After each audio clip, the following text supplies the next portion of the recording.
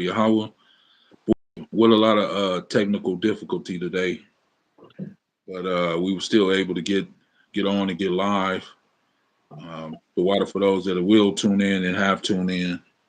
Um, we just give all praises to the Most High Yahweh. I mean, that evil one, he's working hard. He's been working hard. Um, he's been trying to conquer from yesterday. He's been working hard, and all throughout the week. Not only yesterday, but all throughout the week, especially all this morning, and still right now. But some way, somehow, we still able to fight through it and make it happen, and able to get this message out and continue in this message. So we give all praises, honor, and glory, esteem to the Father Yahweh and His only begotten Son, the Mashiach Yahweh Shai. The water for the brother Philip tuning in, helping us out. Uh, you have anything you want to say, brother? Yes, sir. Shabbat Shalawam, family. Thank you once again for tuning in. Now, we apologize for the delay. Just like Ak was saying, we had a couple technical difficulties, but all praise to the Most High. He made a way for us to be live and bring out the certification that is needed.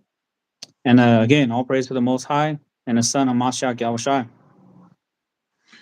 I was watching.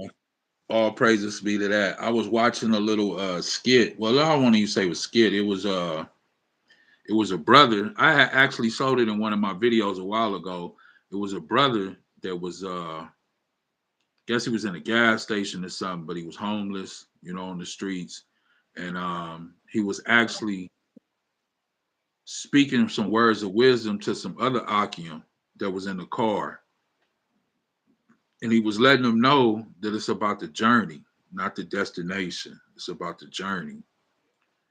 And how will the people know unless you teach? You got to teach them because they ask some questions about haters and things that you go through.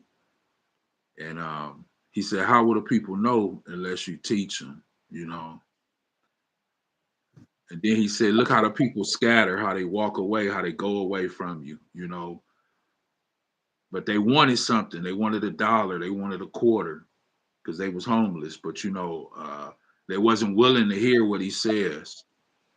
And I think sometimes all of us, in some aspects, play that fool, because when somebody's bringing life and giving it to you through the word, yet people reject it and they don't want it. That person's a fool, as the Bible says. And I think all of us at some point in time have played the fool. But when you become enlightened, then you're the fool no more. Con. So my question is how long will us as Israel or us as the world, because we live in this world. So how long is us as in this world, how long will we play that fool? But we're going to read right here in the book of Psalms, chapter 14, verse 1. It lets us know what a fool really is. And like I say, for large portion of my life, I have been a fool and played that fool with not really understanding who I was denying by being a fool. So, it's important that we know which way we going, the path we going, and not only that, to do it in truth and sincerity. That's very important, to do it in truth and sincerity and happiness. Sometimes, this is just a testimony of me. Sometimes for me, it hurts my heart, especially with people that you care about, that you love, how things are just not as it should be. The passion, the drive, the care for the Most High. People tend to care about so many other things, but they don't care about the Most High. And it hurts, it's like I say, when it's people that you love and people that's dear to you and close to you, that you see that so many other things in life have hold of them except the Most High, and I guess that's just a testimony of mine, man. I just hate to see people in that foolish state of mind, you know, because it's about the destination. I mean, so like it's about the journey, not so much the destination. It's about what you did in this life, because that's what he says. That's what you're going to be judged on, your deeds, right? So that journey, that pilgrimage that we on, we supposed to be set apart in the world, or in a, as they would say, a country, but we know it's the world. You're supposed to be set apart in that world that you were put into. So you have to be set apart from that, meaning you can't partake of things in this world. And for me, every day is still a realization, and things that you may want to do, that the Most High corrects you and say, of course, I'm not saying he's talking to me or things like that. And I'm just saying that things that you may want to try to reach out and do, he blocks it so you can't do it. There's no way to do it. You didn't have time. You didn't have the finance. It was something that was in the way that you couldn't really get to do it, the way you wanted to do it or what you wanted to do. But that was him blocking you. So I just give praises, man, and I just pray that I'm not the fool anymore. But to go back to that story, he says, how will one know that you're a fool if you have never been the fool, if you never played the fool, right? That's what a testimony is about. It's not for us, it's to give glory to the Most High for everything that he has done from bringing us out of our foolishness. For when we read this in Psalms chapter 14, verse 1, bring that out for me, Psalms chapter 14, verse 1.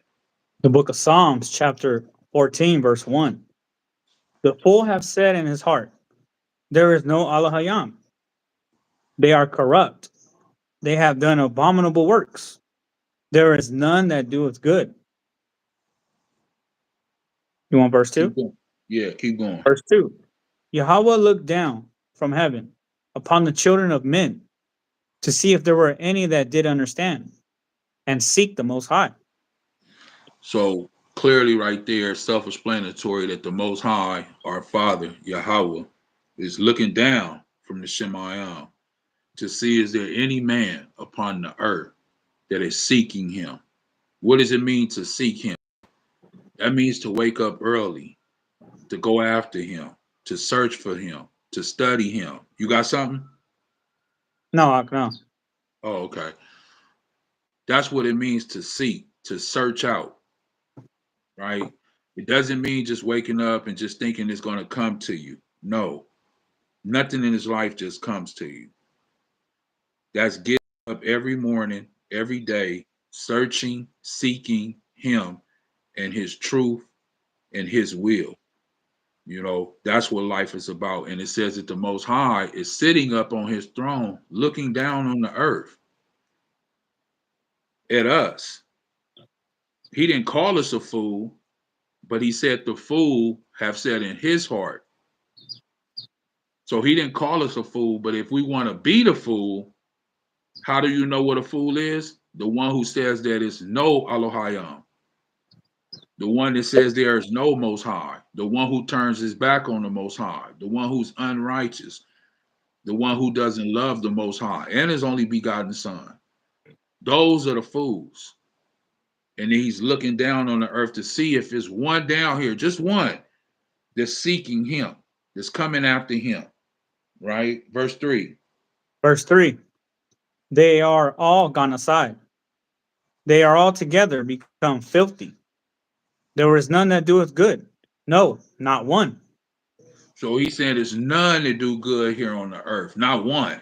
And we've heard this numerous of times within the scriptures, So if the Most High said this and he's from eternity or from everlasting to everlasting, we have to ask ourselves, then are we really doing good? Because he said, no, it's not one doing good.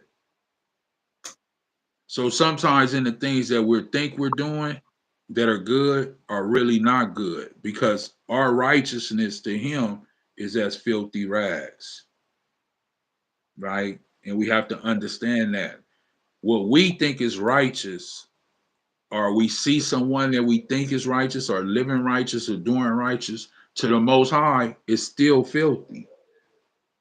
It's still filthy. Why? Because we never seen what righteousness is. We never seen it.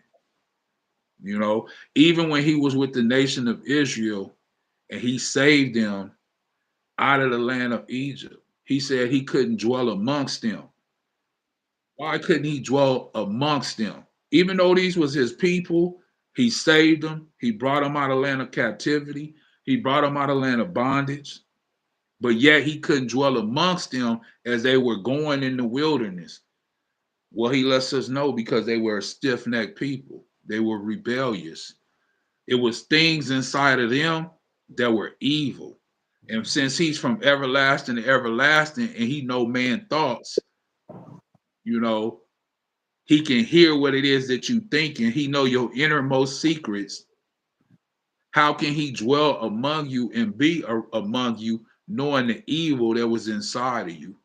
For like he said, he don't judge a man as men do. That's what I love about the Most High.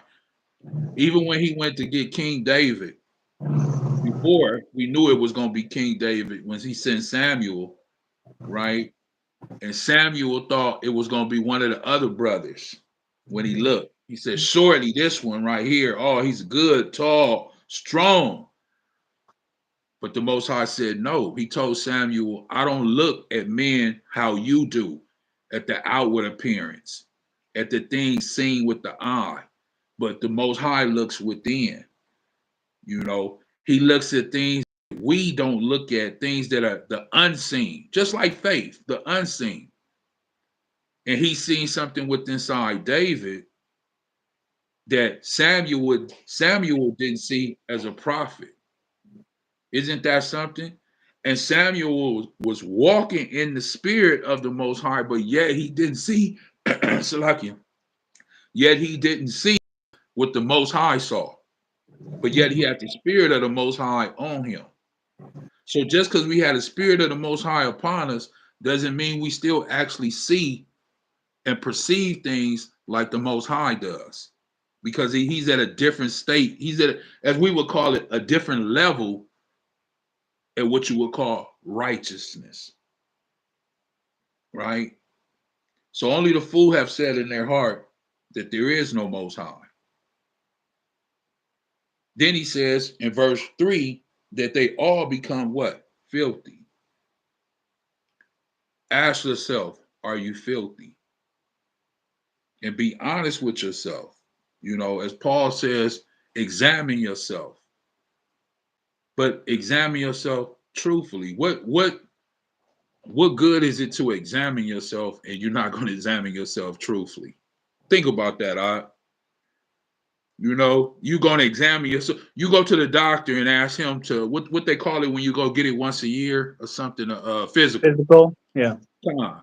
You go to the doctor and you ask the doctor for a physical, and he come in and tell you a whole bunch of lies. Well, you know, you're doing good, you look good, you know, you're at the best of your health, you top of your health, and you don't need nothing, and you know you feel bad in the inside, you know.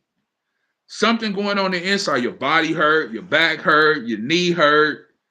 You know, you've been going to the doctor and the doctor telling you, oh no, you're in great health. That means his examination that he took of you, something's not right. You know what I mean? Something's not right. So when Paul says examine yourself in a righteous manner, be honest with yourself. Be honest with yourself. Hey, let's go. Be honest with yourself, you know. Go ahead, up. Verse 4. Come on. Have all the workers of iniquity no knowledge? Who eat up my people as they eat bread, and call not upon Yahawah? Now, what does that mean in verse 4 when he says, have all the workers of iniquity, which is lawlessness. Psalms 14, verse 4. Have all workers of iniquity, lawlessness, no knowledge? Do everybody out here in the world have no knowledge of the laws? I mean, I didn't grow up in the church. I didn't grow up knowing the word. I didn't grow up knowing anything. So I would say I may have been one of those people who was out knowledge or without knowledge of the law, you know. But yet, you know, you always hear certain things in the world, John 3:16, and you know, we knew it was wrong to be a homo, but not in detail, you know. We knew it was wrong for women to be lesbian, but not in detail. Meaning, not in detail is that you see a lesbo and you kind of be okay with her. You could be cool with her. That may could be your friend or your homegirl, you know, because you done had a complete understanding of what it was going against. You know, it was just something that you wasn't into, you know. Did you know it was wrong to steal, be a thief? Yeah, I mean, your parents told you when you was growing up, it's wrong to steal, but you kind of thought that's just what your parents told you. I never knew that that was in the Bible. I never knew when I stole something that I was going against the one who created me. I didn't think of that. I just thought maybe I was going against my parents. What I'm saying is, it's things that you may have known, but you were still without knowledge because you didn't know it in depth of what it was going to, that it was from your creator. It wasn't from your parents, it was from your creator, the one who gave you life, right? So we were out knowledge. Go ahead. Verse 5. There were they in great fear, for the Most High is the generation of righteousness, or righteous. He Slakia. is a generation of righteous, right? So when we want righteousness, we want to live in righteousness. One thing we can do is put our trust in the Most High. We can put our trust in the Most High, and we can put our trust in His only begotten Son, Hamashiach Yahushua. Now the problem is, a lot of people can't really put their trust in them. That's where it's hard. It's hard to put your trust in the Most High, in His only begotten Son. Go ahead. The book of Psalms, actually, we're about to jump over to chapter 15, verse 1, but we was in 14, right? Psalms 14, we was in, but we're going to jump over to Psalms 15, verse 1 now. Psalms 15, verse 1. Yahawah, who shall abide in thy tabernacle? Who shall dwell in thy holy hill? He that walketh uprightly, and worketh righteousness, and speaketh the truth in his heart. So those are the ones that would be in the tabernacle. Those are the ones that would be in the kingdom. Those are the ones that, how shall I say, have gotten the crown, have received the victory, right? The ones who are upright.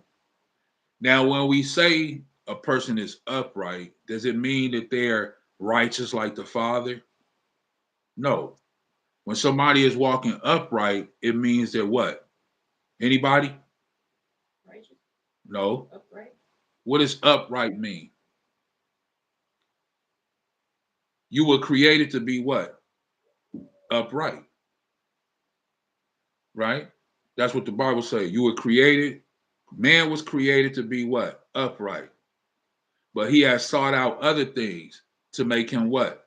Not upright. We find that in the book of Ecclesiastes, right? That the Most High Yahweh created man upright, but man sought out other things that made him not upright. So what is upright? What does that mean? You said righteous, but it's more to it than that. What is upright?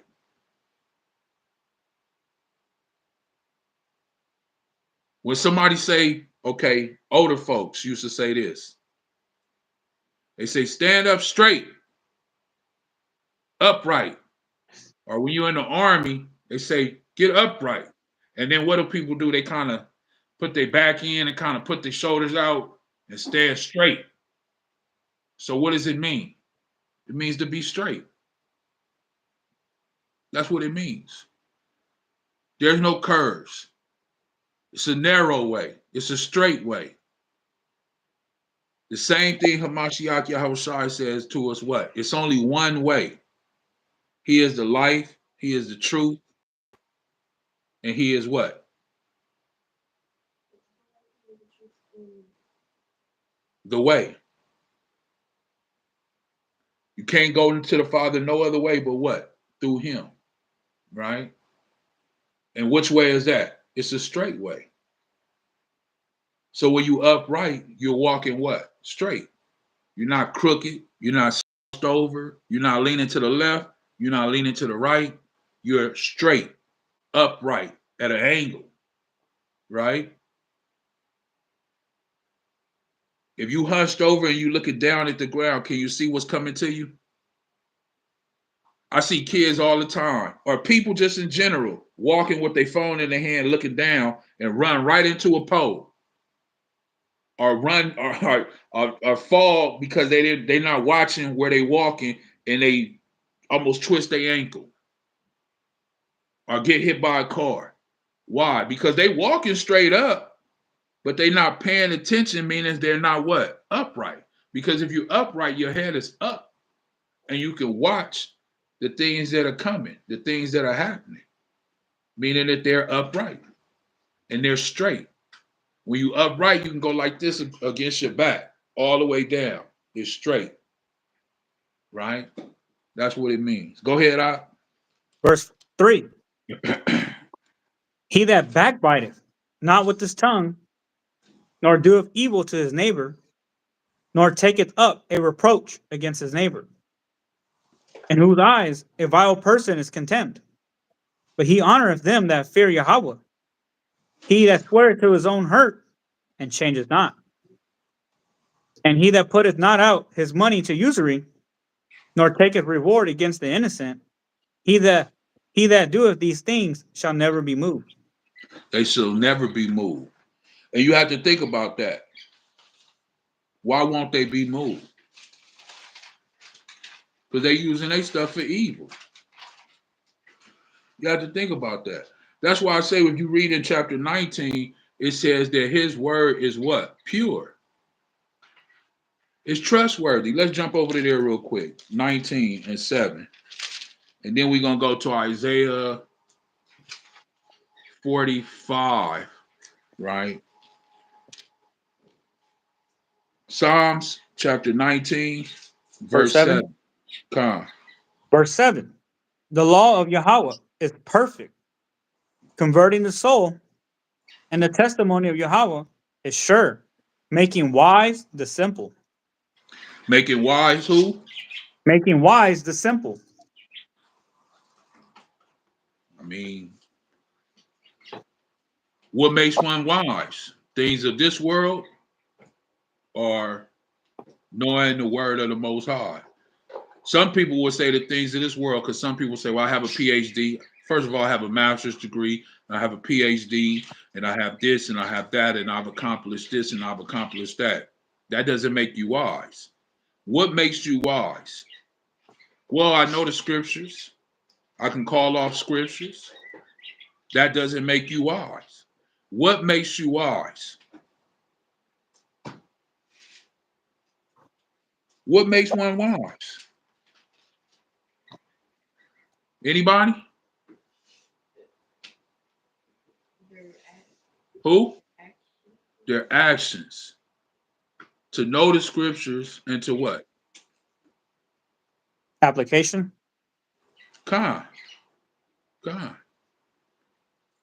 This is why he says, and I think to myself all the time, this is why he says in the book of James, when a man looks in the mirror and then he leaves, he forgets the man that he is.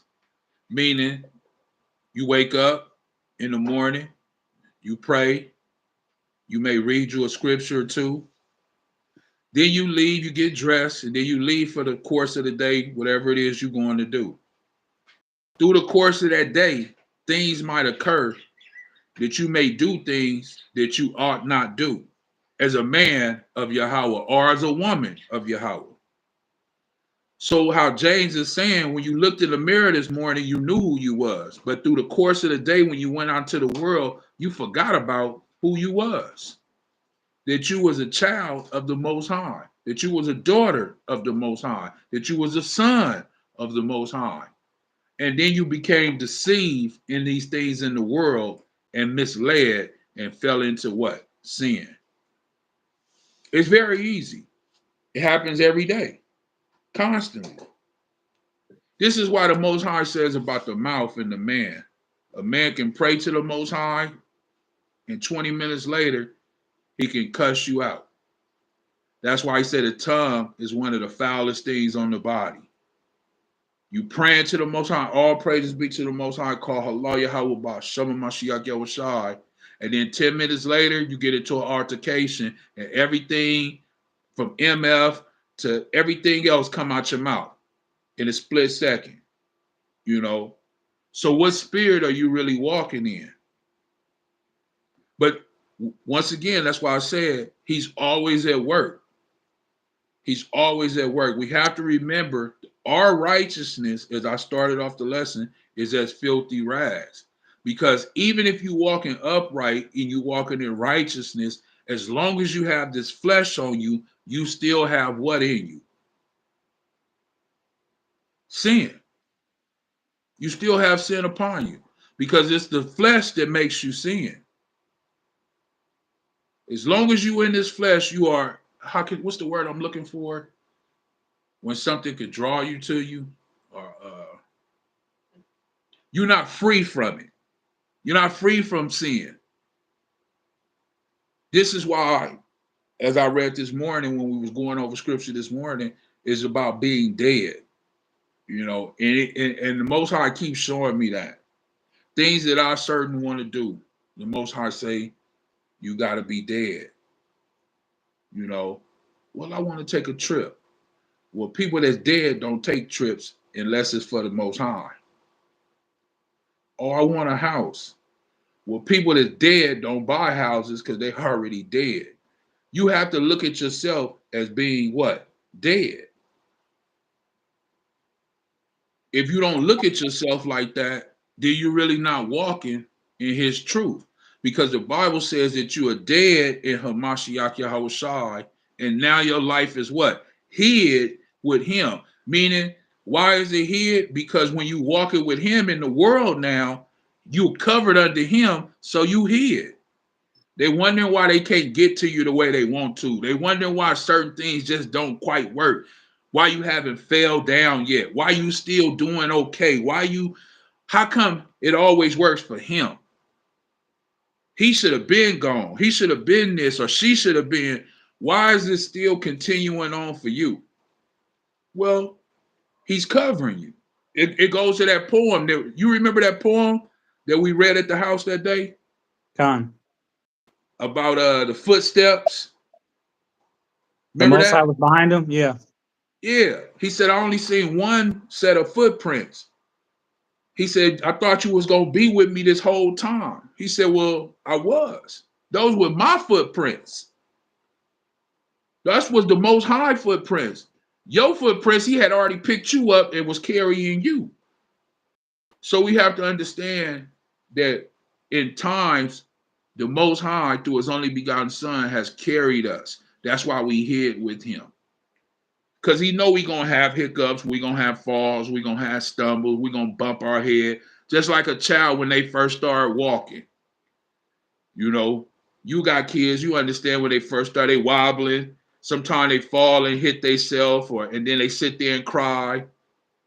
And then they get up and they do it all over again. You know, that's the same thing for us. When I first came into the truth, I met I would never do this and I would never do that. Yeah, well, I did all of that.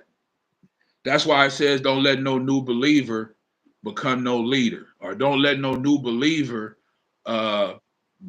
exalt himself in the church, because you don't know what that man gonna do, or woman. You don't know.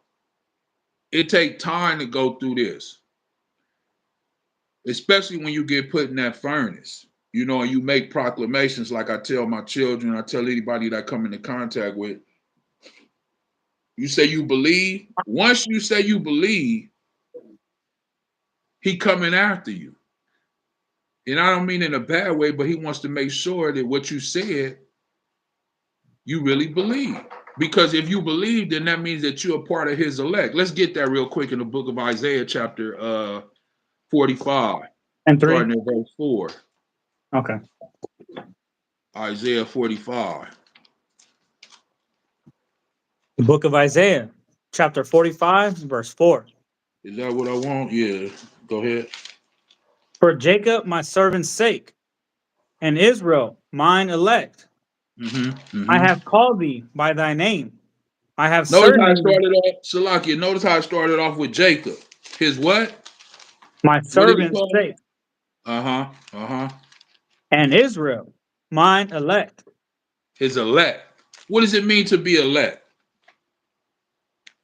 Are you a regular person? What does it mean to be elect? When you Chosen. elected, that means you were who? Chosen. Chosen. So we have to look at the words that are being used, and Most High is letting us know that you are chosen if you are his elect, right? Jacob, my servant. Israel, my elect. Now, if you say you're a believer and you call yourself an Israelite, then you are his elect, meaning that you are his chosen people. Go ahead. I have even called thee by thy name. Uh-huh. I have surnamed thee, though thou hast not known me. Uh-huh. I am Yahawah, and there is none else. There is no APBTTMH beside me. I girded thee, though thou hast not known me. Now I girded thee. Back to the poem. When he seen the one's footsteps. The Most High is letting you know that he girded thee. What does that mean? What does it mean to be girded? Anybody. You can Google it if you need to, because I don't have Google at this time. Google. Inside. What does it mean? You don't know how to spell it? Girded. What does that mean? Give me the definition of that. In the Bible, or Yeah. preparation for action, readiness, and strength? Preparation for what? Action, readiness, and strength. Action, readiness, and strength. So the Most High gave you all that. He gave you the preparation. He gave you the action. For what? Strength. To do what? To be what? Ready. Ready for what, though? What are you getting ready for?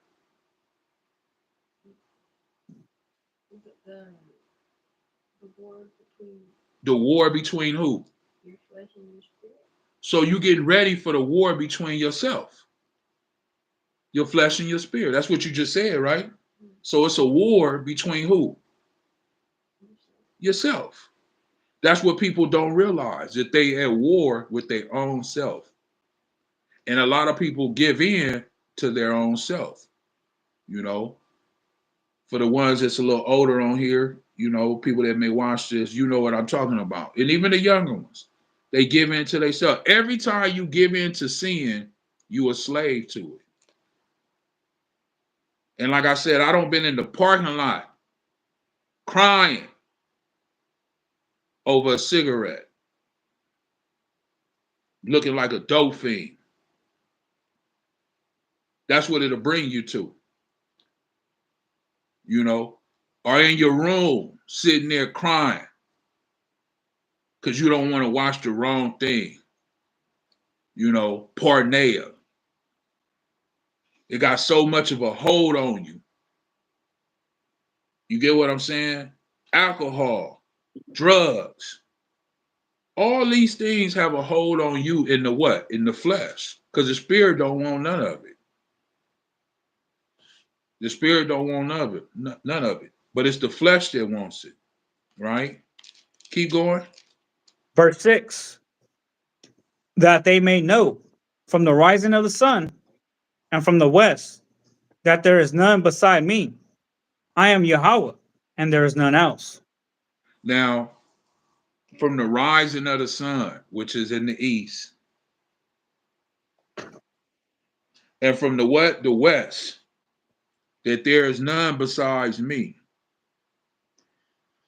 Now, somebody might say, well, I thought it was just YAHAWAH, because a lot of people say he is all three in one. But the Most High said that there is none besides me, meaning there is no other power like him. And he keeps showing us that on a day-to-day basis. He shows us that, for me, I can only speak for me. He shows me that on a day-to-day basis, right? And Salakia. I'm go ahead. One thing that came to mind that I think could be pretty evident for us to see is no one has been able to find the magic potion of everlasting life. No one. No one but the Most High is the one that has that. So that in itself shows us, hey, there's only one power that exists, the ultimate power. Not even man can go ahead and find a solution to have an everlasting life, right? Men are dying at 70 years old. Not the Most High. Not the Most High. And you know why? That's a great thing that you brought up. You want to know why? Because people, they don't want to trust in the Most High. They want to get it on their own. Meaning they want to try to figure out, what do you think science is all about? Science is only about what? Trying to see how man can live. That's why these rich people freeze their bodies and freeze their brains and want to try to continue on. But what we find out here is that this earth is not for us at this time. We're pilgrims here, you know, and we have to keep reminding ourselves that. We have to keep reminding ourselves that we come from a distant land. And from that distant land that we came from, our king has already given us orders. And with those orders, just because we have came into this new land, we can't forsake the orders that we were given by our king from our own land. Because when we go back to return to our land, if we have forsook or forsake those commandments that was given to us in this pilgrimage that we in, we may not be able to enter into our land anymore because we have turned our back on our king. Remember what we read earlier in verse 4. It says, for Jacob my servant, Israel my elect. And it says earlier, you said, well, my elect was who? My chosen.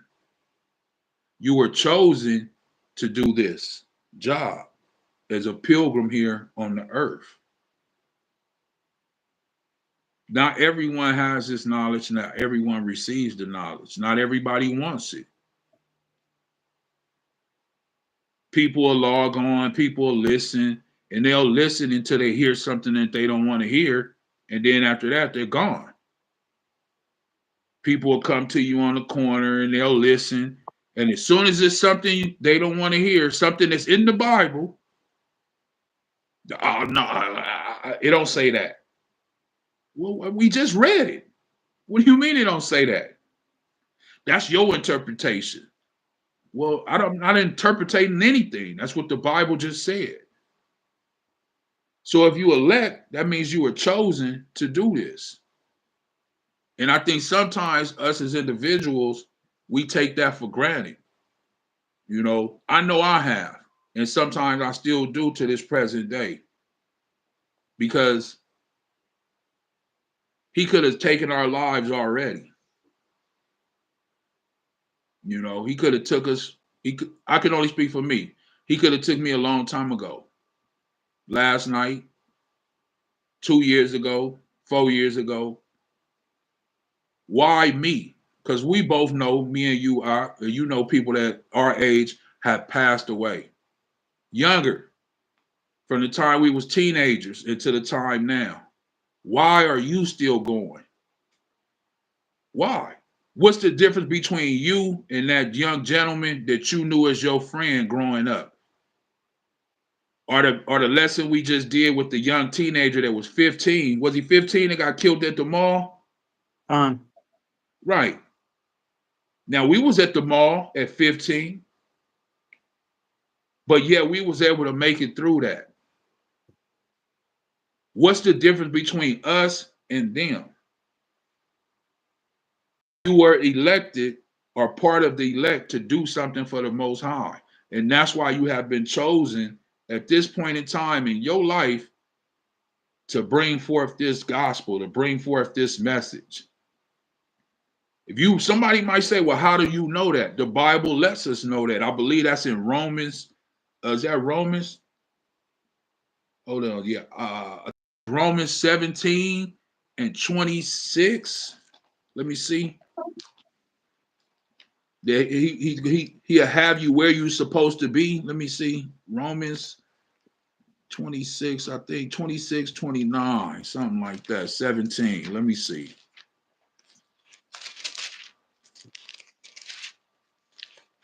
See, I ain't got no Google, so I'm doing everything. Let me stop. 17.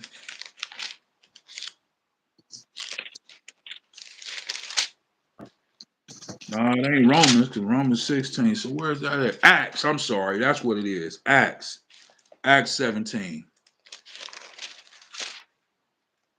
Got my mind working today. Acts 17.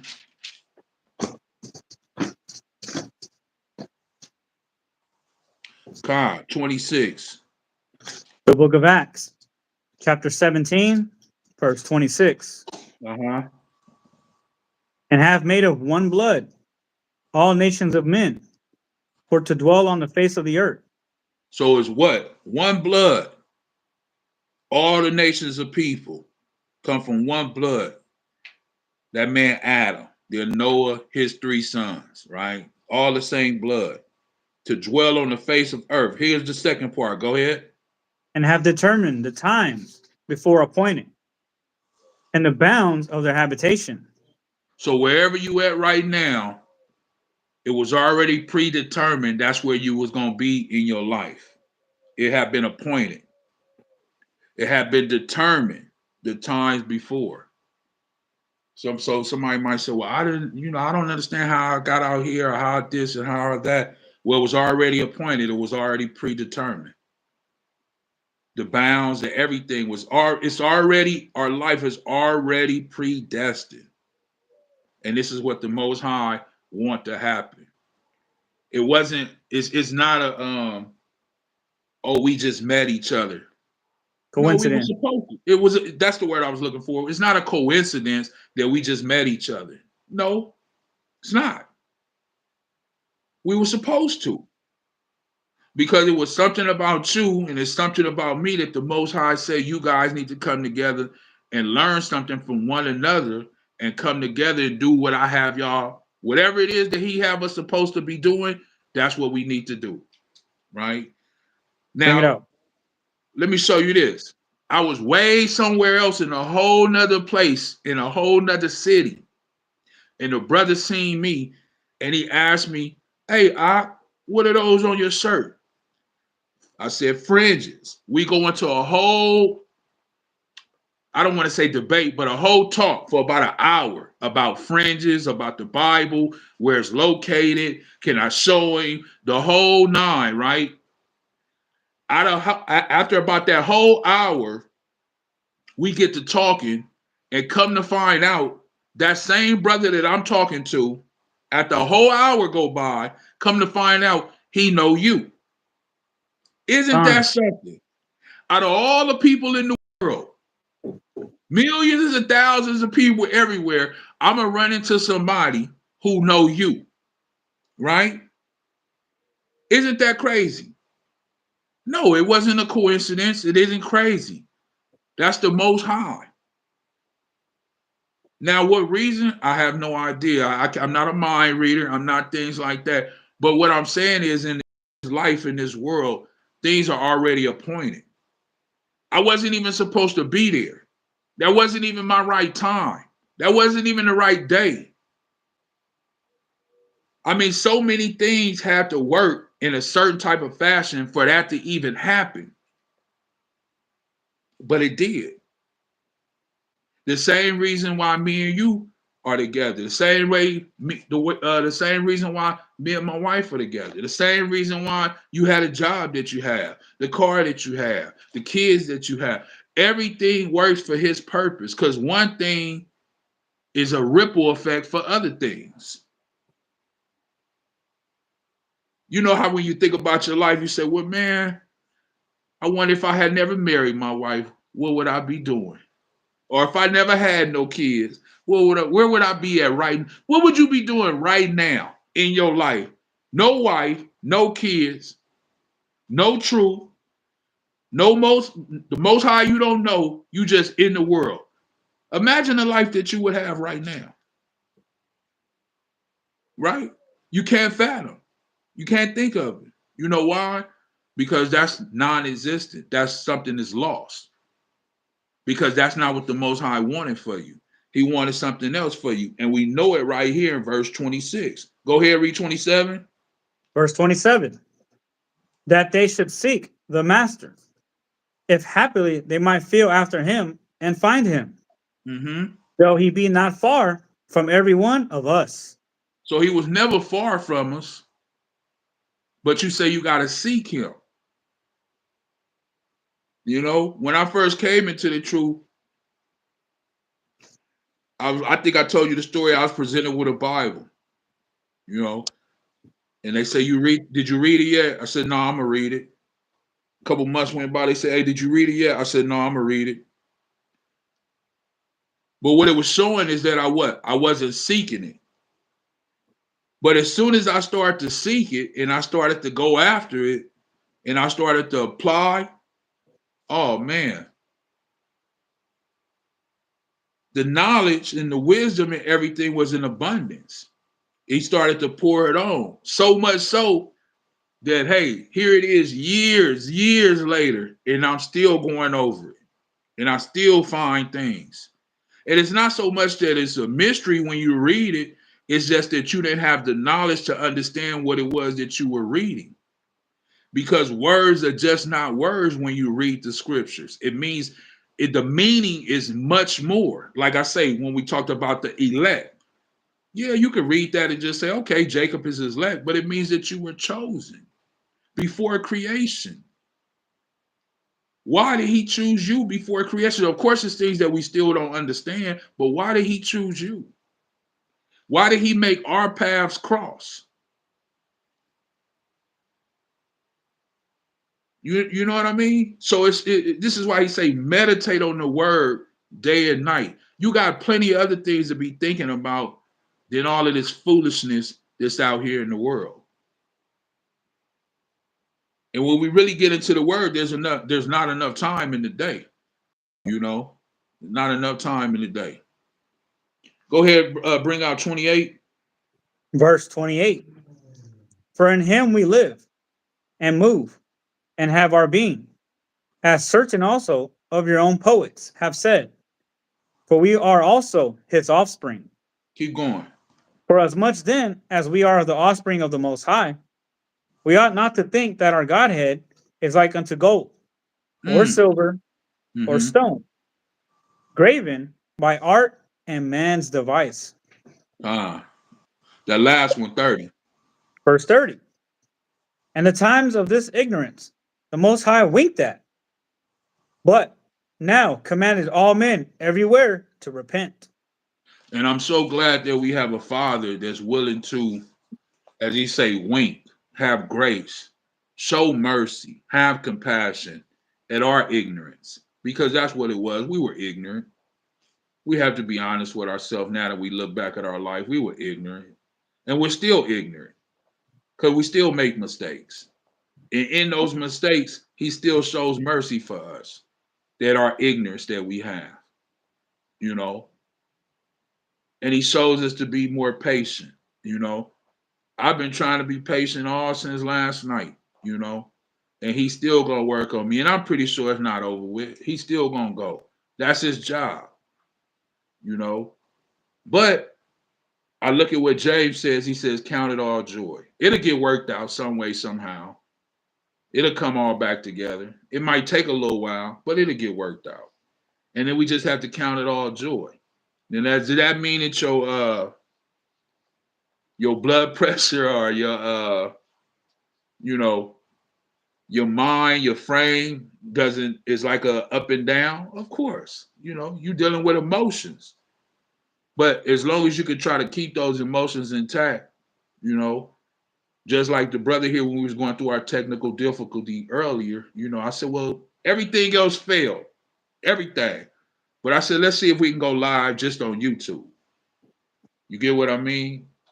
I said, we never did it before, but we going to figure it out and we going to do it. And all praise be to the Most High. We was able to do it.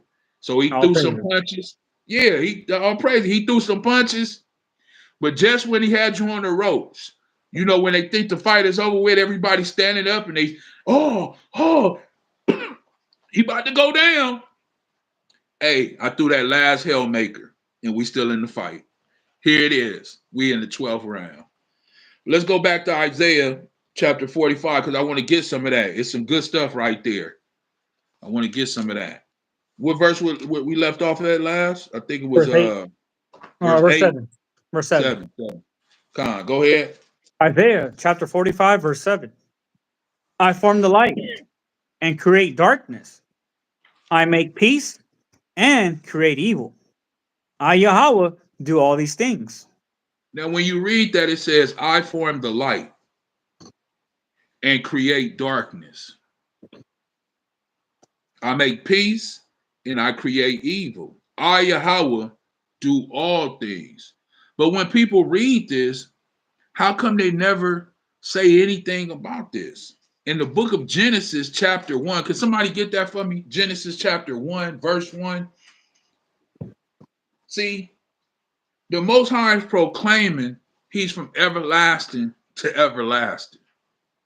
In the book of Genesis, chapter 1, verse 1, it says, in the beginning. Anybody? In the beginning, Ahchyam created the Shemayim and the earth. So in the beginning, he created the Shemayim and the earth. Go ahead. And the earth was without form and void, and darkness was upon the face of the deep. So wait a minute. It said the earth was out what? Form. Is that what it said?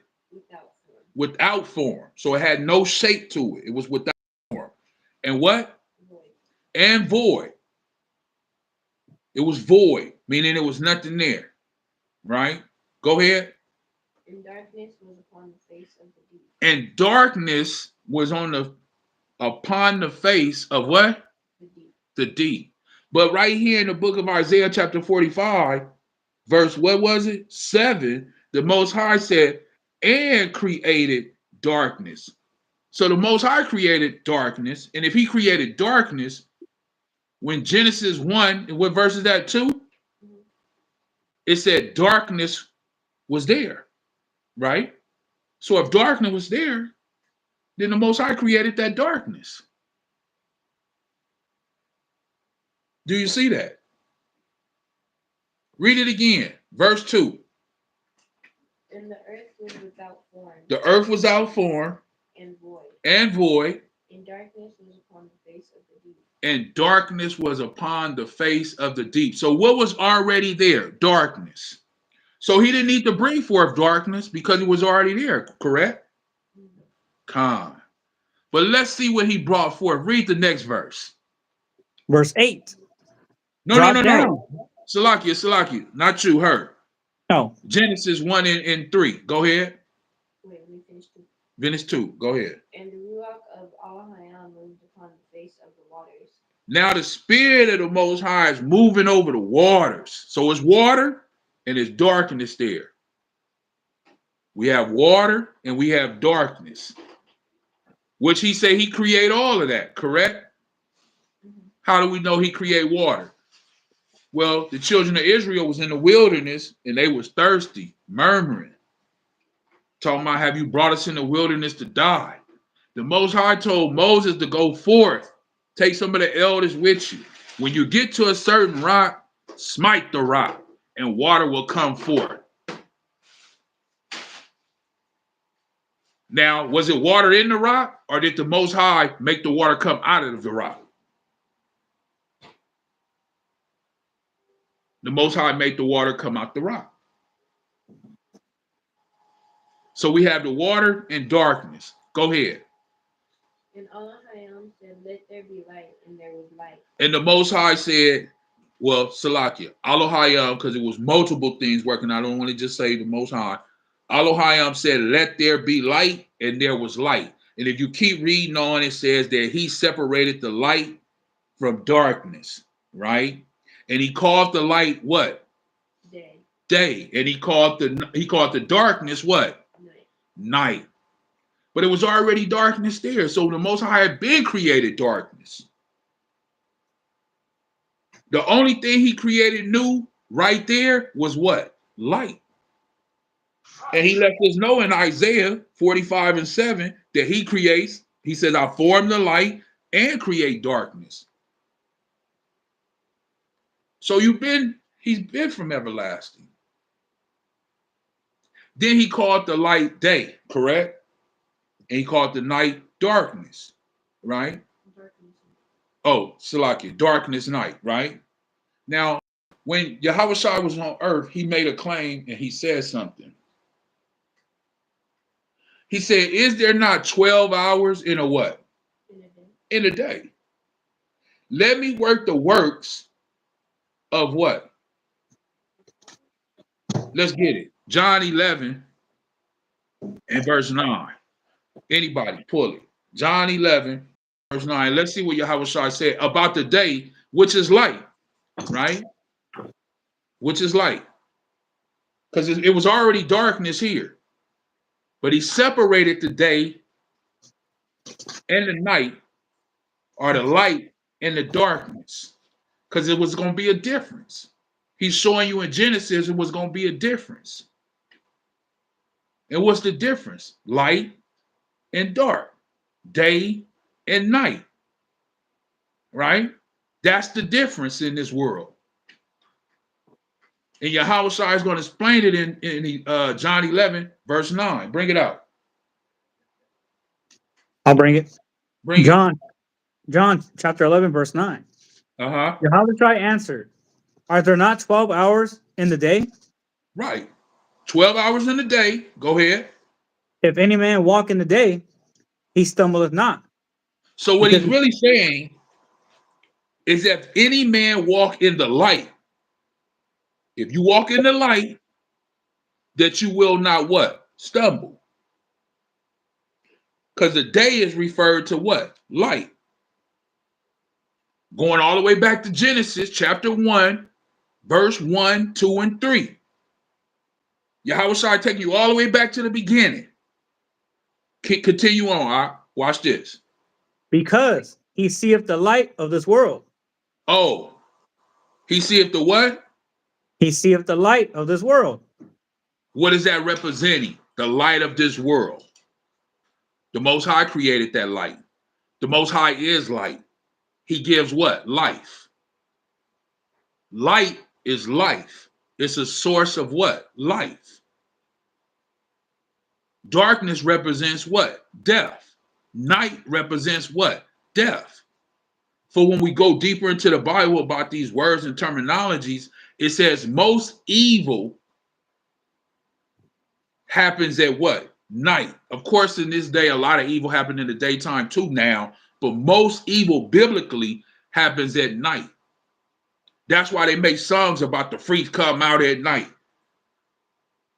Things happen in the night.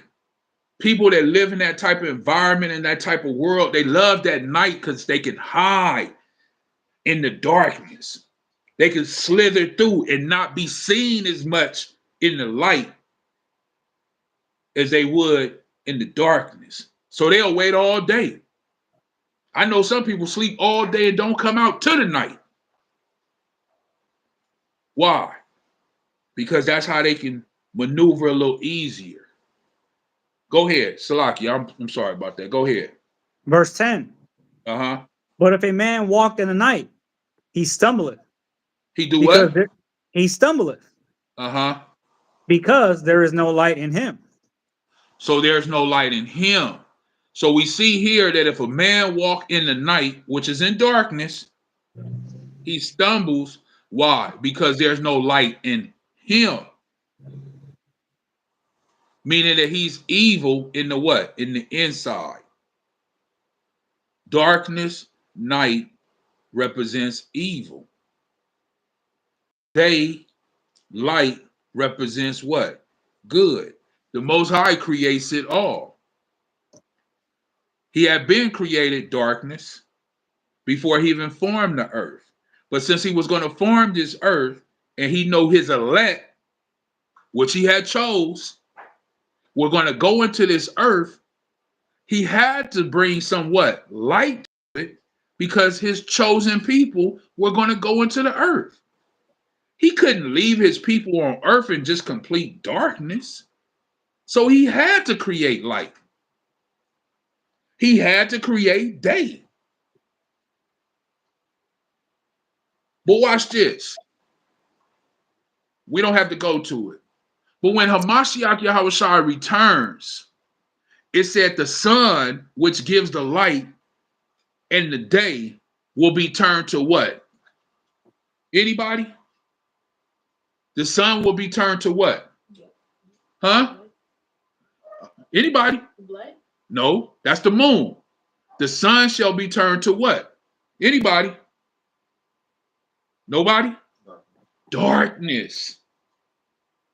So the very thing that gives off light, that gives us the day, when Hamashiach Yahawashi returns, that will be turned to what?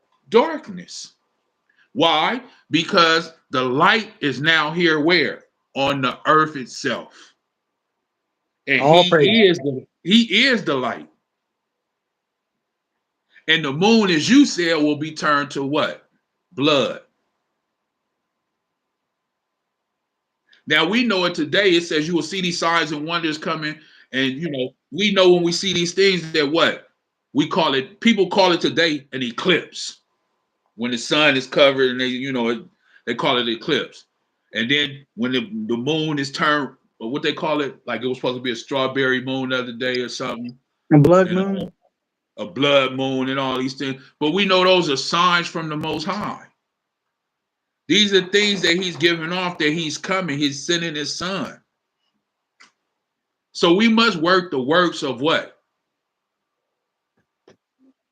Of the Most High. When though? In the day. Keep reading. Watch this. In 11. Go ahead. Verse 11. Uh-huh. These things said he. And after that, he saith unto them, our friend Lazarus sleepeth, but I go, that I may awake him out of sleep. Uh-huh. Keep going. Then said his disciples, Master, if he sleep, he should do well. Howbeit, Yahawashi spake of his death, but they thought he had spoken of taking of rest and sleep. See, the apostles was on another thing, and Hamashiach was speaking spiritual and highly elevated things. But they thinking Lazarus is just sleep, but Lazarus is really dead. And he did that, as we know the story, he did that on purpose, because before he died, they had already came and told him that he was sick and he was going to die. But it said he stayed where he was on purpose. Why? So that the glory of the Most High could be shown. Not only that, but that people what? Will believe. Because see, people need to see. Go ahead, So go ahead, I'll finish out. No. Go ahead. And even in that story, there was they were upset because they say like, hey, if you had came when we told you, Lazarus wouldn't have been dead. That was his sister. Yeah, they said, and they was mad. I mean, really mad. If you had came when we told you 3-4 days ago, he would have died. But like I say, he did that on purpose to give them what? More faith, more belief, that they would trust in him more. Even when they took Hamashiach to the tomb, he said, roll the stone back. They said, he been in there 4 days already, 3 days already, however many days it was. I think it was 4, 3 of them. They said he stink. Hamashiach told him, look, roll the stone back. He didn't even go in there. Because if he happened to go in there, you know how people are, it would have been something else. He did some kind of magic or some voodoo, or he stood outside the tomb. And from the voice, his word out of his mouth spoke, letting you know the power of the word that is being spoken. He just spoke the word and said, Lazarus, come forth. And he came out of the tomb, bound.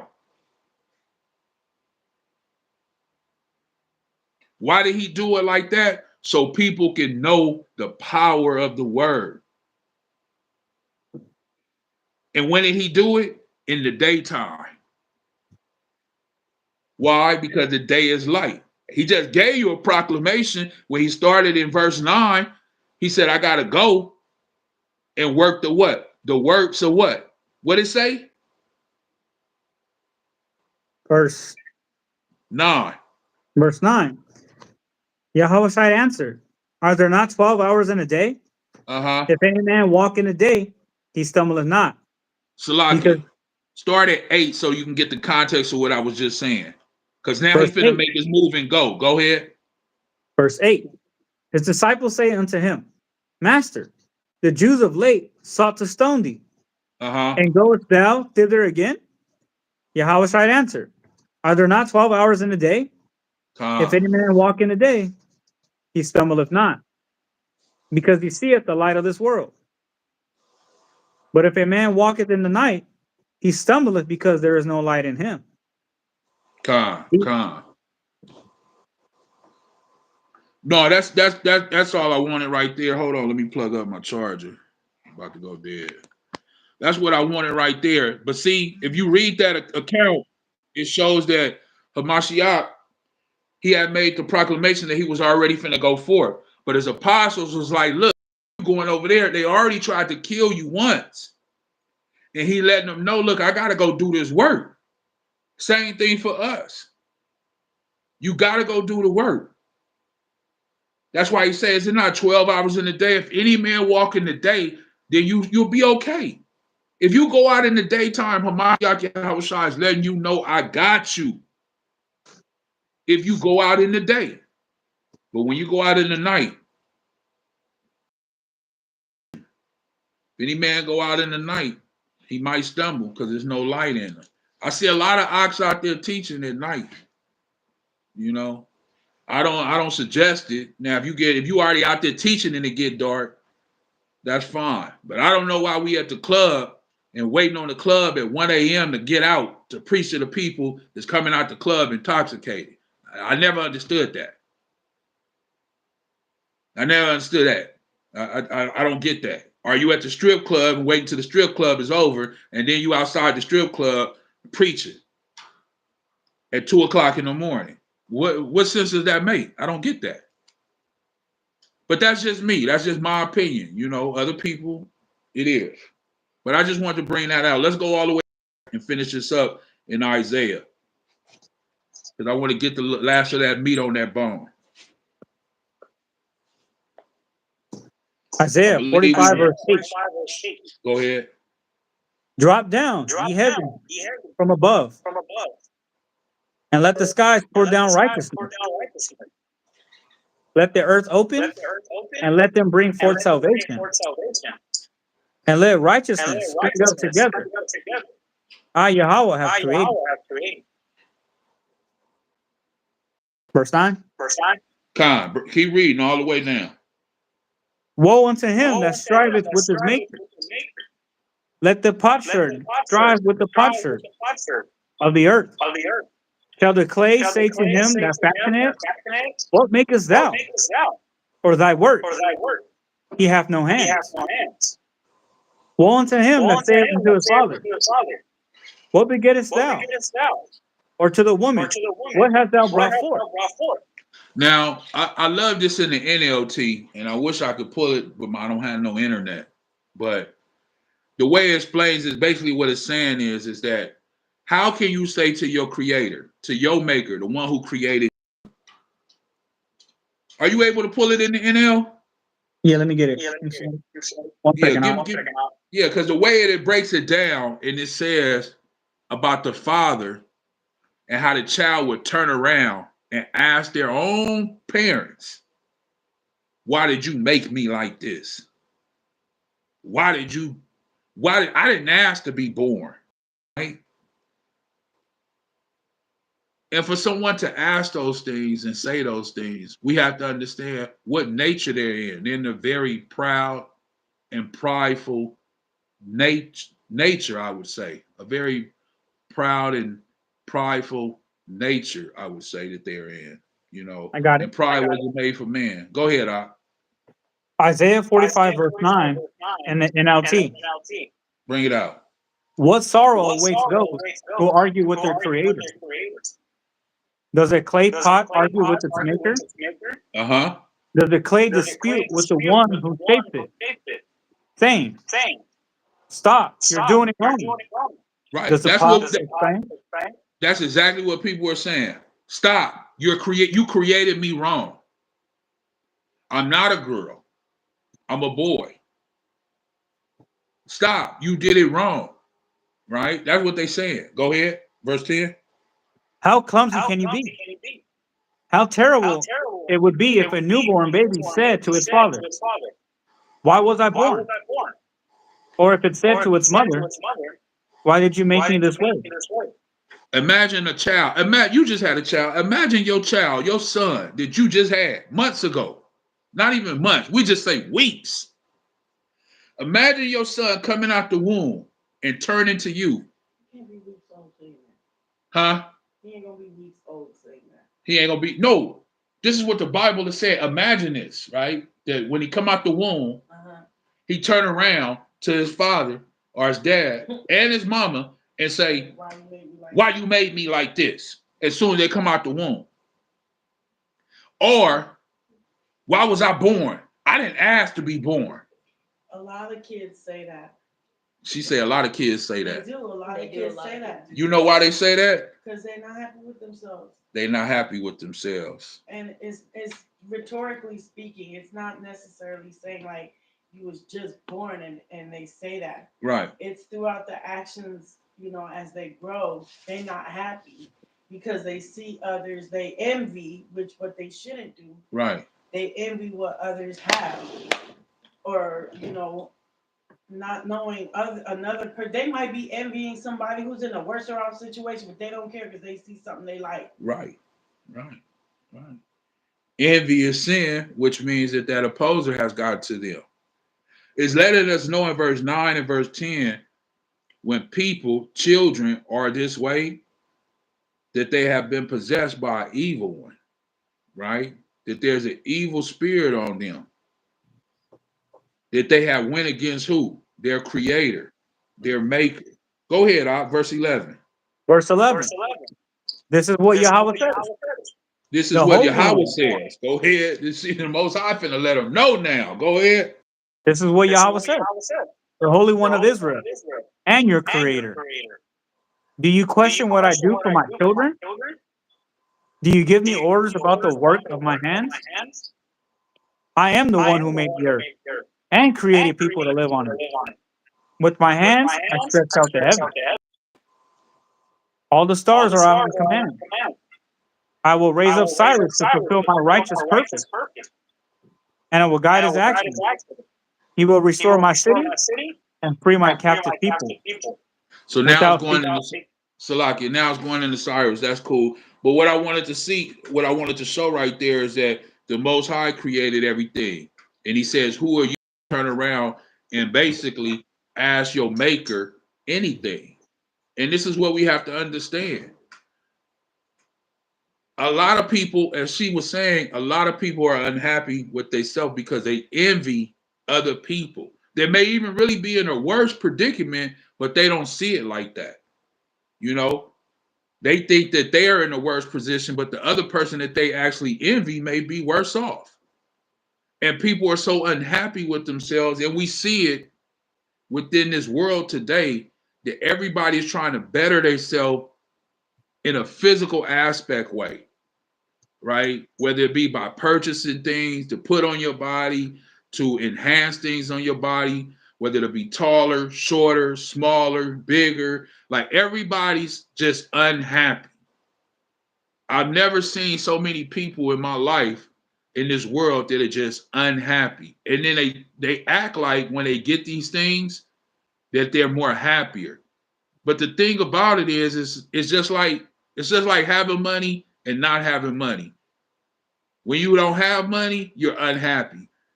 But when you get the money, you think that the money is going to make you happy. But once you have it for a period of time and it kind of wears off, you're still unhappy.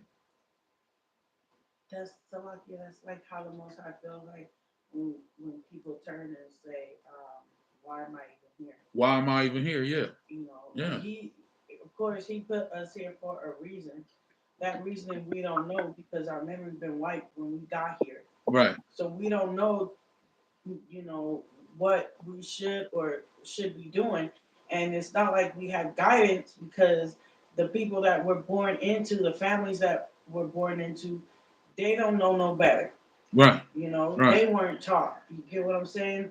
Not knowing that all along everybody has the answer in their house, they just don't pick it up and read it. Yeah, they don't. Like it says, where's the word? It's very nigh to you. Right there next to you. Yeah, it said who gonna go into heaven to bring it down, or who going to the end of the earth? But it's right here. It's very nigh to you. Shalawam. Go ahead, Ak. Right. This kind of goes back.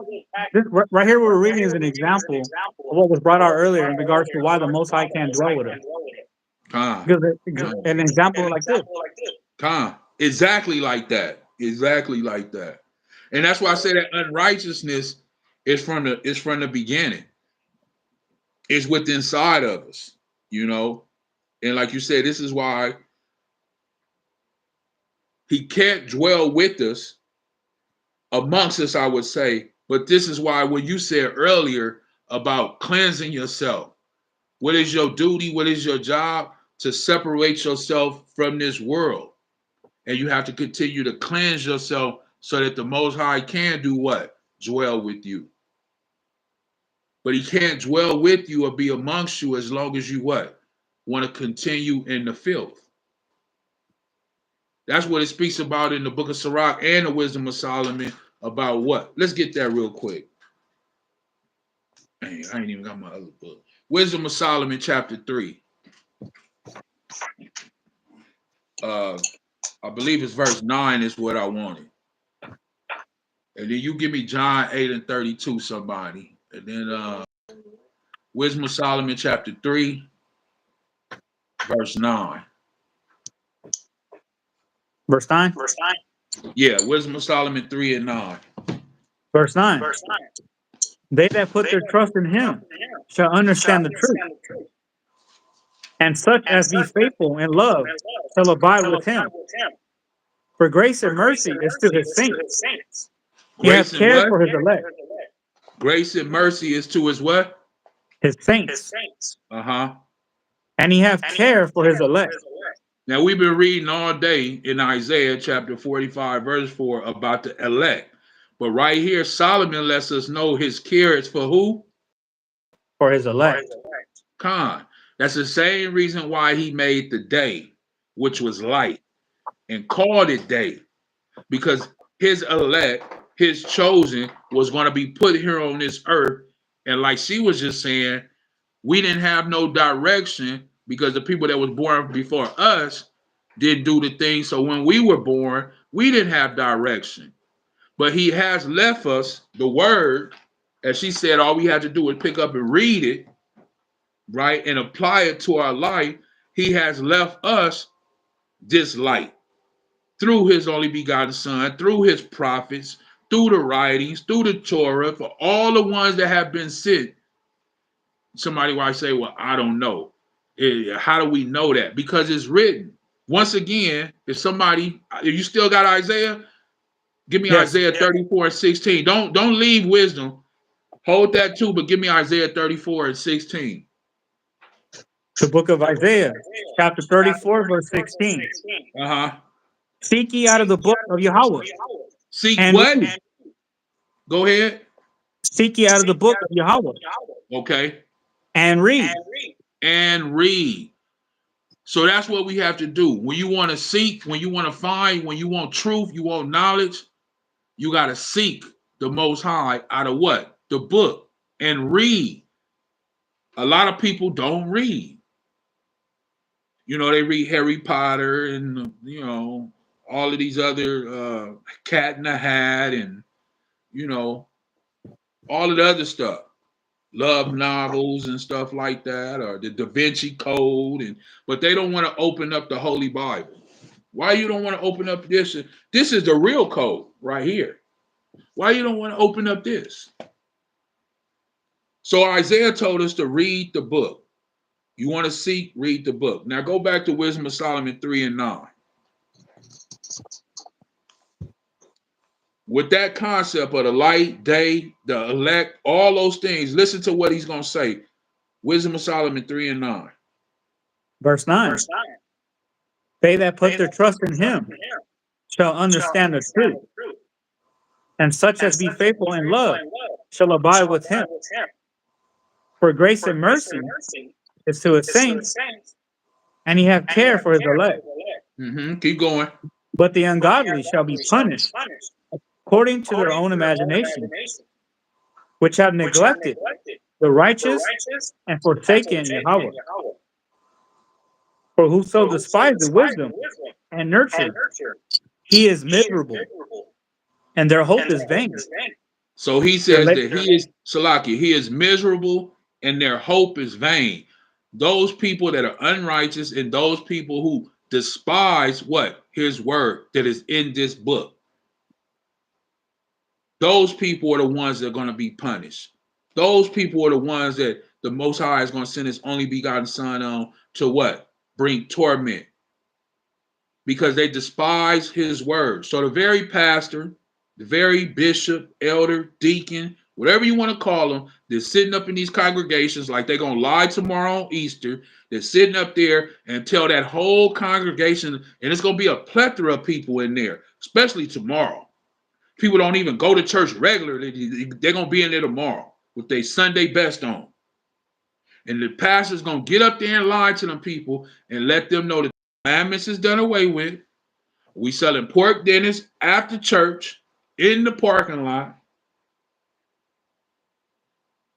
And people are going to be okay with that.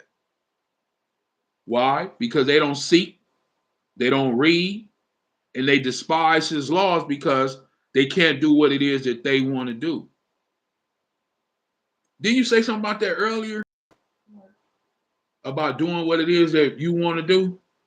Yeah. That was told to me today. I was talking to you. Yeah. That was told to me today. I said, do you think it's wrong? Yeah. And all praises be to the Most High for my wife. She said, yeah, it's wrong. She said, as much as I would like to go and do it, it's wrong. I said, yeah. She said, yeah, it's wrong. Just because we want to do it don't mean that it's right to do. I said, well, you know, all praise to the Most High. Through the Spirit, he told you to tell me that. You know, so just because it may be something that you want to do don't mean that it's okay to do. And that could be as simple where you say, man, I know that I want to go see that movie, but it's going to be a lot of gun battle, a lot of fighting, a lot of gore, you know, a lot of stuff like that in there. And you say, well, but man, I know that dude, he's a good actor, man. He be having some good movies. But with the Most High, I want you to go see that. You know, and when you go deeper into it, you know, all of these things that they have, music has demonic things that they're using with the instruments, the movie sounds, the pitches. I watched a documentary on this about the noise levels and the high pitches and what do they call them? The frequencies and the frequencies that they do to tap into your spirit. So when you watch them scary movies and you jump and all of this, that's why they do all that when they show that thing at you real quick. And it's the frequencies that they use to make you go inside of your body, to make you scared, to make you jump, to make you, and they know how to tap into these things, but they tapping into your spiritual essence, not your physical. So we have to be careful. We have to guard ourselves in every type of way.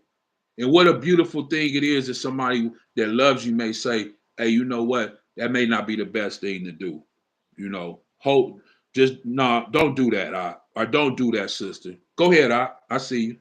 Right. Another good example would be just trying to head to the store, like Target or Walmart, around wintertime, and they got Christmas, Thanksgiving things up. Yeah, Something yeah, so yeah. innocent as going to buy some groceries, you got to go and even deal with that. And you know what's so crazy is this is how you know it's embedded in you. You be in the store trying to shop the whole time. You trying to fight that, fight against that evil. And the next thing you know, you standing in line, and in your mind, you talking about jingle bell, and you got to stop yourself. Like, wait a minute.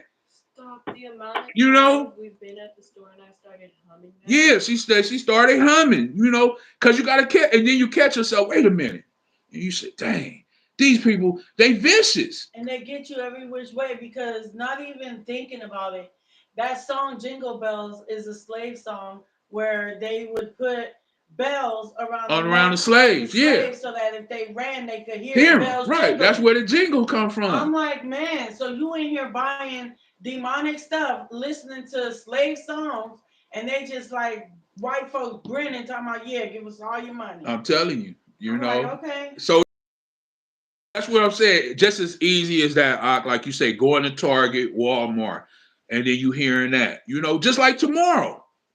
If you happen to go anywhere tomorrow, if you happen to go anywhere, I don't care if you go to the grocery store, if you go to get you something to eat, everybody and their mama gonna be out tomorrow, and they're gonna be telling you Happy Easter, Happy Easter, Happy. Not saying that you're gonna fly back, but just the essence of them throwing that at you constantly all day, and you having to rebuke it all day. It's a wear and tear on your spirit. Constantly. So we constantly under attack from the world.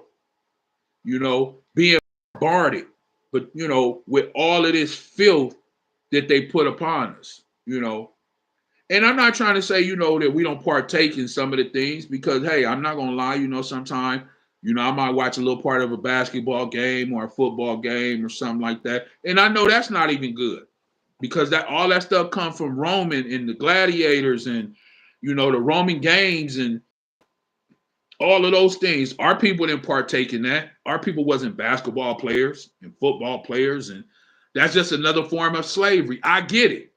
I do get it. But if the game is on, will I watch it? Maybe. It's not a priority. You get what I mean? I'm not. It's just like watch the game or go live. No, I'm gonna go live. If I miss the game, oh well. You got something? Yeah, and just a sidebar a little bit. Even tomorrow, the majority of the stores are going to be shut down. Where's that? You said majority of what's going to be shut down? Stores will be shut down. Yeah. Where's that energy and effort for when the Shabbat comes around? Man, you gotta go to Germany for that. Don't they do that in Germany? They shut down everything. No, not for the Shabbat. And on their day. On their day, probably Sunday. so. On Sundays. On Sundays. Supposedly their rest days. They close stores and everything. Probably so. Probably so. They're not closing nothing on the Shabbat. They want it all. They want it all, man. So I mean, it's one of those things. Like I say, wouldn't it be crazy? I always said this. Wouldn't it be crazy if Hamashiach came back on the Sabbath day? That's what I said. And all of those people that claim that they are believers, that claim that they, believe in Hamashiach, that they out on the Sabbath, doing their pleasures, doing whatever. Now, am I saying that, let me make this clear. Am I saying that you can't do anything on the Sabbath, and I'm not saying going to the movies. I'm not saying going to parks or, but I'm saying if you want to put something on and you want to lay down and fall off and take a nap in dream world because you're tired, it's a rest day. It's a cease day. There's nothing wrong with that. But make sure that you give some time to him throughout that day. You got some people, they like, oh no, you gotta just stay, you gotta stay on it all day. Just like, come on, man. It's a rest day. Since I've been up, 8 this morning. You've been up since probably 6 something. You know, all of the stuff that you don't been through today and I don't been through today, you know, but we've been grinding. I don't know what time it is right now. What time is it? 2:44, and we still grinding. We've been up since 7, 6, grinding for the Most High. You get what I'm saying?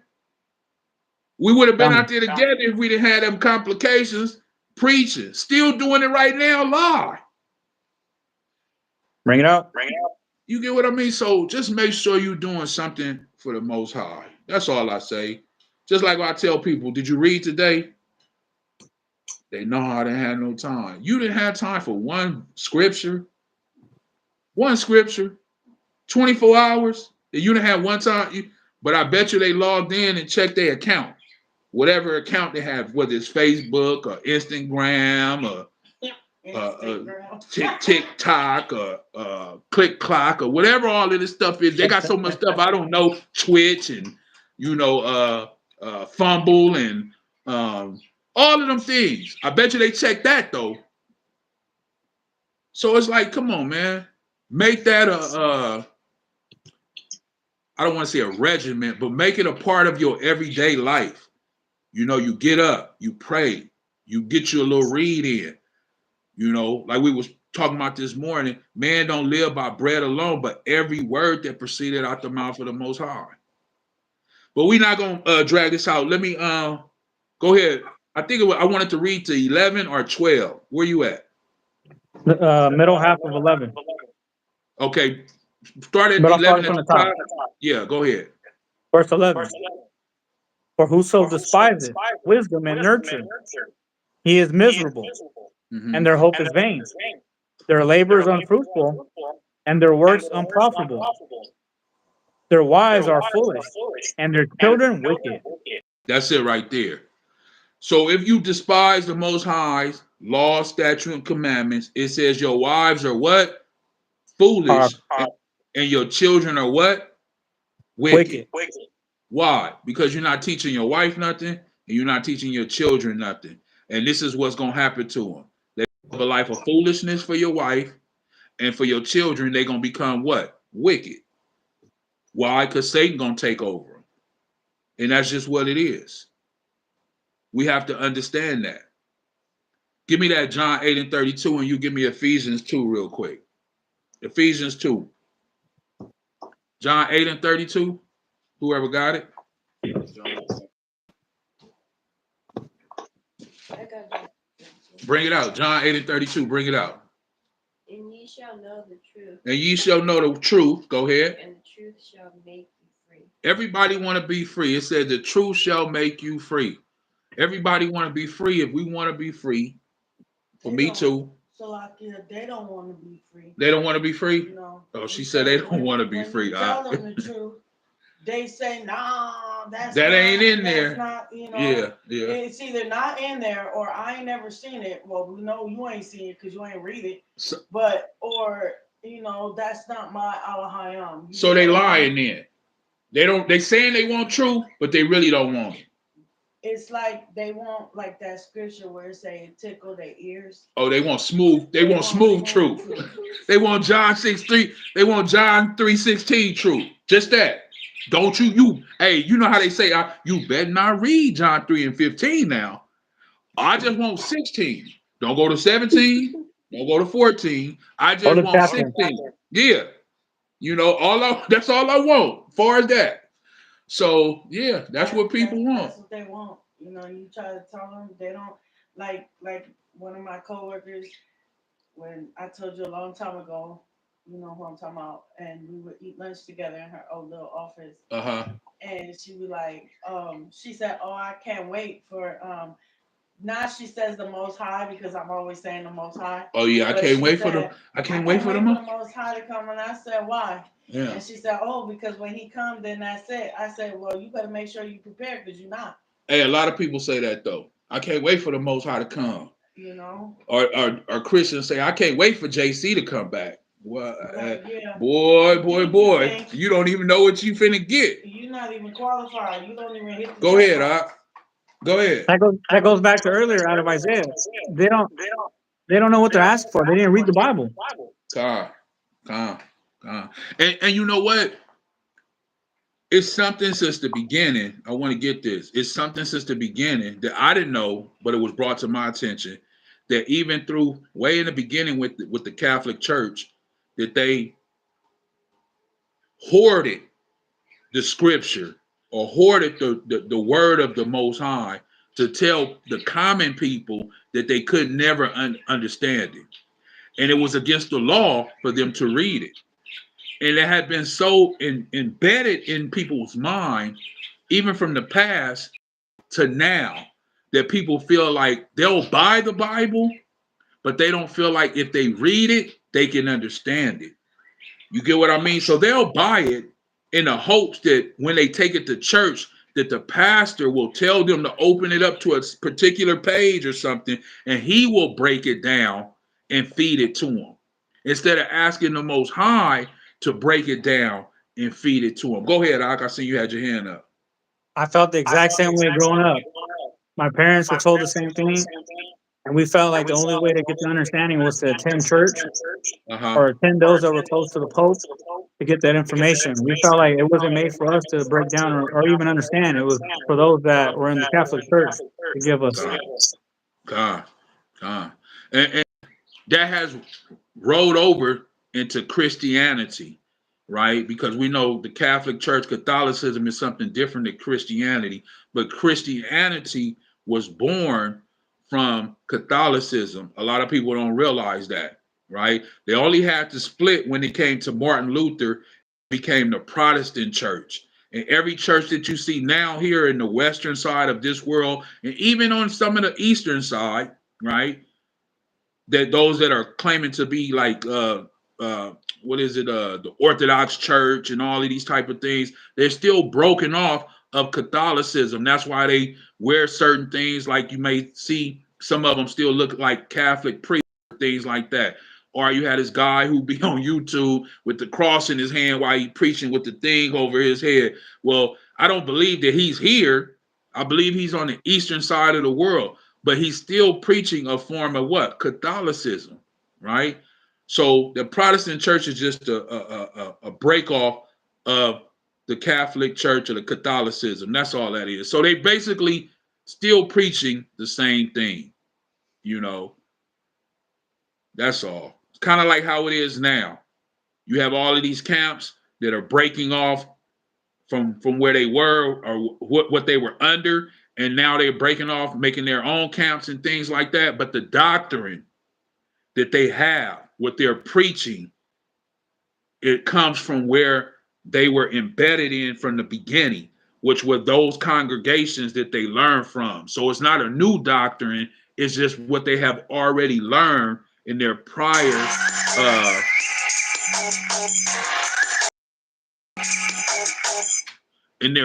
situation that they was in, you know. But go ahead, No, that was it. That was it. You want verse? Where were we at? Ephesians. No, hold on. We were still in John 8 and 32. In John 8 and 32, we were saying that the truth shall make you free, right? But she said people don't want the truth, right? You said they didn't want the truth, right? They act like they do, but their ears is just what? Tickled. They don't really want it. But what we find out is that what? People are not really taking in the truth because they've been taught not to read the word of the Most High. So if anybody watched this message, watching it now, later, whenever, years from now, we encourage you. First of all, let me show it. We encourage you to get you a 1611 King James Bible, right? We can't see yours because of the background, but I see you putting it up, though. We encourage you to get you a 1611 King James Bible. It has the 80 books in there that was taken out by the Protestant church, right, after they left, because it has a lot of prophecies in it that they didn't want you to know. So we encourage you to get you a Bible and read your Bible from Genesis to Revelation. But before you actually read it, make sure you pray to the Most High to give you understanding and open up your understanding, that he may, how can I say this, enlighten you through the words that you are reading, you know. That's the only way that you will gain understanding. I'm not talking about just reading it like a book or a novel, but I'm talking about reading it to gain understanding of what's actually being said, more than what the words that you're just reading. That's what I mean. Okay, that's what I mean. Um, let's go to Ephesians real quick before we close out. What'd you have? Ephesians 2. Yeah, read that from the top. Okay. I want to get that Ephesians real quick before we close out. Ephesians chapter 2. We're gonna start it from the top. Verse 1. You gotta speak up so they can hear you. And you as he quickened, Uh-huh. who were dead in trespasses and sins. So he's the one who has given us a new life. Hamashiach Yahushua. Of course, the Father, through his only begotten Son, Hamashiach Yahushua. Why? Because we were dead in our sins, right? We was without hope, without knowledge of the Most High. Go ahead. Wherein in time past he walked according to the course of this world. So in times past, we walked according to the course of this world, right? We were just doing the things that were in this world without knowledge. Go ahead. According to the prince of the power of the air. Which we know is Satan. Satan is the prince of the power of the air. Go ahead. The spirit that now worketh in the children of disobedience. It's a spirit, a rakah, that work in the what? Children of disobedience, right? Go ahead. Among whom also past. Again, my phone went off, Salakia. Go ahead one more time. Among whom also all had our conversation in time past. So amongst whom we also had our conversation in time past. Give me John 4:22. Go ahead. In the lust of our flesh. In the lust of our flesh. Go ahead. Fulfilling the desires of the flesh and of the mind. See, and that's exactly what we used to do. This is why he wanted us to separate ourselves, because why? We were giving our body and our mind the desires of the what? Flesh. So the way we were living and the way what we were doing, we were feeding our fleshly desires, as the Bible was saying. Go ahead. And were by nature the children of wrath, even as others. We were children of wrath, children of disobedience, right? Unobedient children. Read that next verse. But the Most High, who is rich in mercy, for his great love wherewith he loved us. He loved us, the Most High. He loved us, to his elect, his chosen, the one he created the day for, the one he created the light for, the 12 hours a day, right? He loved us. Go ahead. Even when we were dead in sins. Even when we were dead, even when we were sinners. Go ahead. Hath quickened us together with Ahchyam. He has brought us together with who? His only begotten Son, Hamashiach Yahushua. Go ahead. By grace ye are saved. By grace we have been saved. So how are we saved? Through who? Grace. How are we saved? Through grace. Not of works, but of grace. Go ahead. Read Ephesians. Go ahead. And hath raised us up together and made us sit together in heavenly places. So Hamashiach Yahushua has raised us up together to sit in heavenly places. Why? Because we have been washed by his blood, right? But within all that, after we do all that, we have to understand that now we need to do what? We need to do what? Before you was in your sins, you were dead. You were living a life of desire, for the flesh. Now you came to the Most High. Well, you did all that. You done repented. You born again. You done did all that now. So now what must you do? Stick to your word. You must stick to your word. What must you do by sticking to your word? Stay upright. Stay upright, right? We're going to get it. John 4:22. Go ahead. The book of John, chapter 4, verse 22. Bring it out. Ye worship, you know not. What? We know what we worship. See, a lot of people within the church, a lot of people within Catholicism, in the Baptist, Methodist, Presbyterian, Jehovah's Witness, all of these different people worship what they don't know. Why? Because just what we said, people don't read the Bible. They feel like they have to go to a certain particular pastor, bishop, elder, deacon. The Most High will teach you the word. Now, I'm not saying it's wrong to listen to somebody that may have some understanding. They may take you down a road that you may open up your more understanding, right? The Most High uses people. This is why he sent people. Like we read earlier this morning, how would a people know? How would a people hear without a preacher? You get what I'm saying? So how will people know and how will people hear without a preacher? So the preacher is sent, but the preacher should be telling you to do what? Read the word. That's what he should be telling you. So, like, you know what So, like, go ahead. What I was thinking that, you know how everything is predestined and there's preachers and pastors. Preachers and pastors, yeah. Right. Predestined. Go ahead. Everything's predestined, and there's so many preachers and pastors and bishops and whoever that are corrupt. Corrupt, yeah. And I was thinking, like, there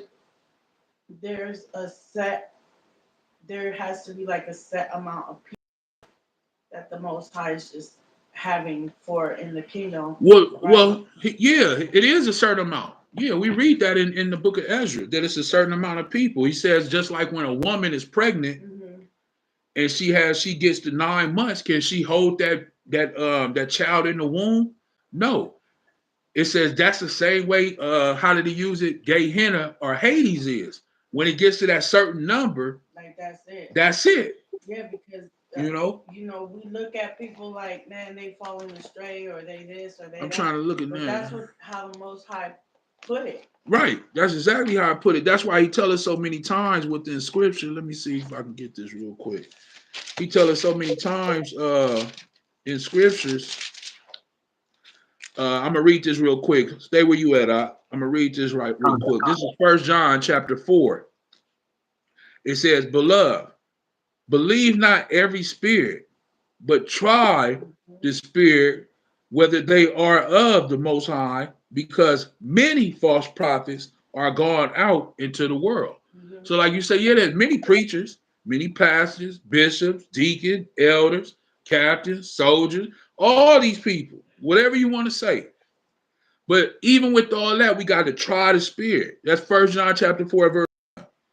He lets us know, he's giving us a hint that there's many false people out here proclaiming, acting like they are his preachers, his pastors, his bishops, right?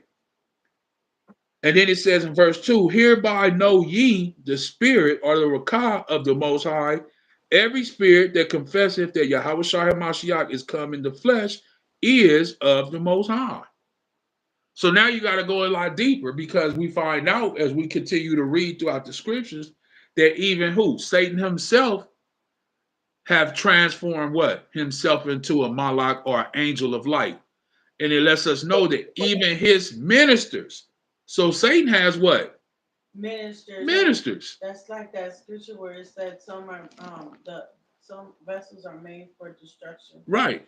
And some for honor. Yeah. Some vessels for destruction, some vessels for honor. So even Satan himself in 2 Corinthians 11 has what? Ministers, which are pastors, which are bishops, which are deacons. He has ministers. Ministers just mean messengers. So Satan has messengers that preach the gospel and have what? They look like angels of light. They look like good men. They get up there, they say Shalawam, Kwam Yasharallah, call hello Yahweh, or they in the Christian church and they say JC, praise the Lord. You know how they get up there on service day, all of the terminologies that they use. AMEN, you get what I'm saying? Hallelujah. If I miss one, let me know. But all of the terminologies that they use within the church system. But they still are what? Prophets, pastors of who? Satan. So we got to prove that spirit. But how can you prove a spirit if you ain't never read it? How do you know that you're supposed to prove that spirit if you never opened the book and read it? You wouldn't know. Because the pastor told you he'd been preaching for 45 years. So surely you as a human being would think, well, this man has been in the congregation for 45 years and he's been leading the church for 45 years. He has to be a good man. My mama went to this church. She was baptized when I was 2 years old. So he has to be a good man. That doesn't make him a good man. What makes him a good man is what? Serving the Most High upright, straight, righteously. But you would have to prove that spirit, right? Now, we're going to finish off John chapter 4. Where you at? The last half. Go ahead, Salakia. Go ahead. Verse 22. Uh-huh. For salvation is of the Jews. We know that. Verse 23. But the hour cometh, and now is, when the true worshipers shall worship the Father in spirit and in truth. That's what the part that I wanted to get to. The hour is coming. He lets you know that the hour is coming, right? Here's the kicker part. And now is. So he gave you two things right there. He said the hour is coming, but it now is. Right now is the time. He's letting you know now, not later. Oh, I'm going to wait 2 weeks. No, now is that what? What did he say? But the hour cometh, and now is, when the true worshipers shall worship. The true worshipers, Salakia, the true worshipers, letting you know you have people that worship, but they're not true worshipers. So you have people that worship, and then you have true worshipers. So you have a distinction of two different people once again. It's going to be people that worship, but he's separating and saying the true worshipers shall do what? Shall worship the Father in spirit and in truth. So you don't need no building. The lady was asking him, I know right now we worship, our fathers used to work at this mountain, worship Salakia, worship at this mountain. But they say we're supposed to go to Jerusalem to worship. Hamashiach Yahushua is explaining to this woman that, hey, the hour's coming and it's now at hand that the true worshipers shall worship the Father in spirit, which is the Rakah, and in truth. Now, if you have a building, all praise to the Most High that you got a building. I'm so happy, right? That's wonderful, you know. But what I'm saying is that the Most High, through his only begotten Son, is letting us know you can worship the Most High wherever you at. You don't have to go to Jerusalem. You don't have to go to the mountain. You don't have to go to the church on Sunday. You can worship him in spirit and in truth. And then he goes on to let us know, what's the next part? For the Father seeketh such to worship him. So that's what the Father is looking for. He's not necessarily looking for those people in the building, in the congregation. He's looking for the who? True worshipers, just worshiping him in spirit and in truth. That's who he's looking for. If you worship him in spirit and in truth, that's who he's looking for. That's it. And if you're doing that, he got you. You covered. What they say, take that and take it to the bank. But you have to be worshiping him in what? In spirit and in truth. You got the Blue Letter Bible pulled up? Somebody pull up the Blue Letter Bible as we closing out. I want that word truth. Click on that word truth. And on that word truth, when you click on it, go to the biblical outline usage and stroll all the way down. I want the last thing that it says about contour. I believe that's how you pronounce it. And we're going to get what the meanings, what the words mean. Because this is the representation of what truth is, right? All the way down to biblical. When you click on biblical usage, go all the way down to the last thing that it says down there. It should start off with what is it? I don't want to mispronounce it. A Cartool mine or something like that. CURTOR, something like that. You see it? Let me show you. Come here. Let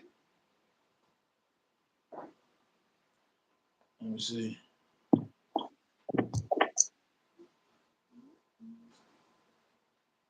Right there. That Candour. Candor. A Candour mind. That's how you pronounce that? Yeah. A Candour mind, right? Look up the word Candour. It says a Candour mind. Yeah, a Candour mind. That's what she said. It say. You see it out? Candor. That's the way it's pronounced. Candor. Go ahead.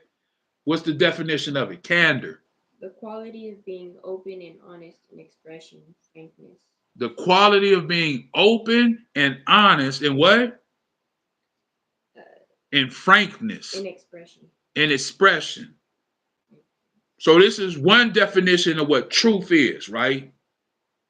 You have to be open, you have to be honest, and you have to be frank, right? And you says what? What else was it? That's all. Okay, and that's a Condor mind, if I'm pronouncing it right. Huh? Candor mind, Salakia, Candor mind. Keep reading. What else does it say? The Blue Letter Bible says that candor of mind. The candor of mind. Go ahead. Which is free from affection. Which is free from affection. This is in the Blue Letter Bible, right there under biblical usage. Which is free from affection. Go ahead. Pretense. Pretense. Simulation. Simulation. Falsehood. Falsehood. And deceit. And deceit. So all those things are truth. Why does it say it's free from affection? Huh? And then in the Bible, it means speaking genuinely and honestly without deceit or hidden motives. So she says in the Bible, it says speaking what? Genuinely and honestly. Genuinely and honestly. Without deceit or hidden motives. Without deceit or hidden motives. And that's why another reason why it says without what? So when people get into emotions and get into affection, then they start to do what? Have favoritism. They start not to tell people the truth because they don't want to hurt somebody's what? Feelings. That's why it says without affection.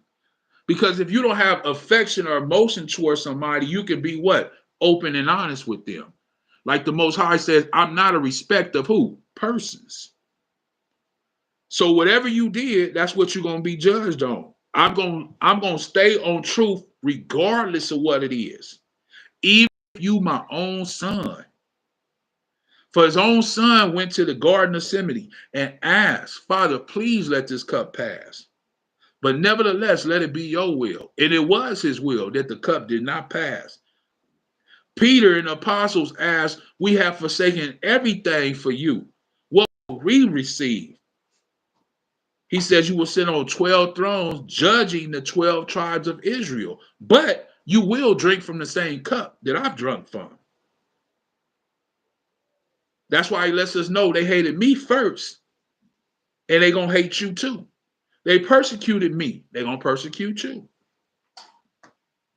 And just when they think, as he said, Hamashiach Yahushua, when they trying to kill you, they're going to think that they're doing something good. But they being misled and led astray, you know. That's all I got. I just wanted to pull that out about that truth, you know, because that was important, you know, that people understand that, yes, it's good to go to, you know, if you want to go to your congregation, as long as they're preaching truth. If they're not preaching truth, run, please. But first, before you even go there, like I would say, make sure you're seeking him in what? Truth. And in the spirit. He can come to you. He gonna lead you. Like I was saying about the Ark earlier, it wasn't no coincidence that we know each other. It wasn't no coincidence that's how it's supposed to be. That's how it's supposed to be. Why? Because you have people that are searching and seeking him in truth. And it says that's what the Father is looking for. So why wouldn't he bring two individuals together, or 3 or 4 or 5 or 10 or 15 individuals together that are really what? Seeking him in what? Truth. And worshiping him in what? Truth. You know? So I give all praises to the Most High Yahweh and His only begotten Son, Hamashiach Yahushai. I say the water for everything, for the very breath that I have right now. The water for waking me up, for your mercy and compassion is new every morning. Book of Lamentations 3 and 22 on down. Like he says, he's the creator of light. He's the creator of darkness. He's the creator of life. He's the creator of evil. He's the creator of everything. So we just give praises, honor, and glory to him. The water for all that he does.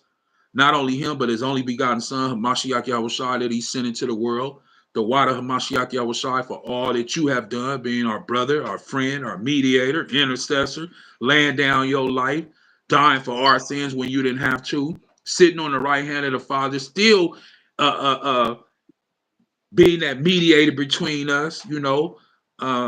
So many words is just words, but you know, we give all praises to our Father and we say thank you, Abba, thank you, brother Hamashiach Yahushai, and I'm just ecstatic on that, man. You know, and we gonna continue on bringing forth this word. Anything you got, Ak? Just like you mentioned, I want to give all praise to the Most High and His Son, Hamashiach Yahushua, for allowing us to find a way to get good life today. We were having some issues earlier, but we're able to get it done. All praises. Con. Yeah, I'm gonna still work on that, man. I don't know. On the flip side, I don't know what happened, man. But you know, like I say, all praises to the Most High. It'll get worked out some way, somehow. I get back on there some way, somehow. You know, and it'll go from there. You know, but like I say, he tried to stop it from. He been working all week. You know, he been working all week, man. And everything I was trying to do, the Most High was blocking it. He was like, he was like a ninja, you know. But Satan was at work. He was just going and going and going, you know, and he's still going, you know. He ain't Overtime. gonna stop. Huh? Say that Overtime. again? Overtime. You know what I mean? But what's good about it is that the Most High just say, stay, you know, stay focused, cleave unto me as we doing, and you know, be patient. You being tried now. You've been put in the fire, you know. And that's just what it is. Gold is tried in the fire. So, you know, just be patient, breathe, you know, and try to work things as best as you can, you know. Like my son said, what you call it, technical support is needed. And we just gonna figure it out. You know, maybe this is one of those calls that I need to be a little bit more savvier on those on this tech thing that's going on, because that's what we into now.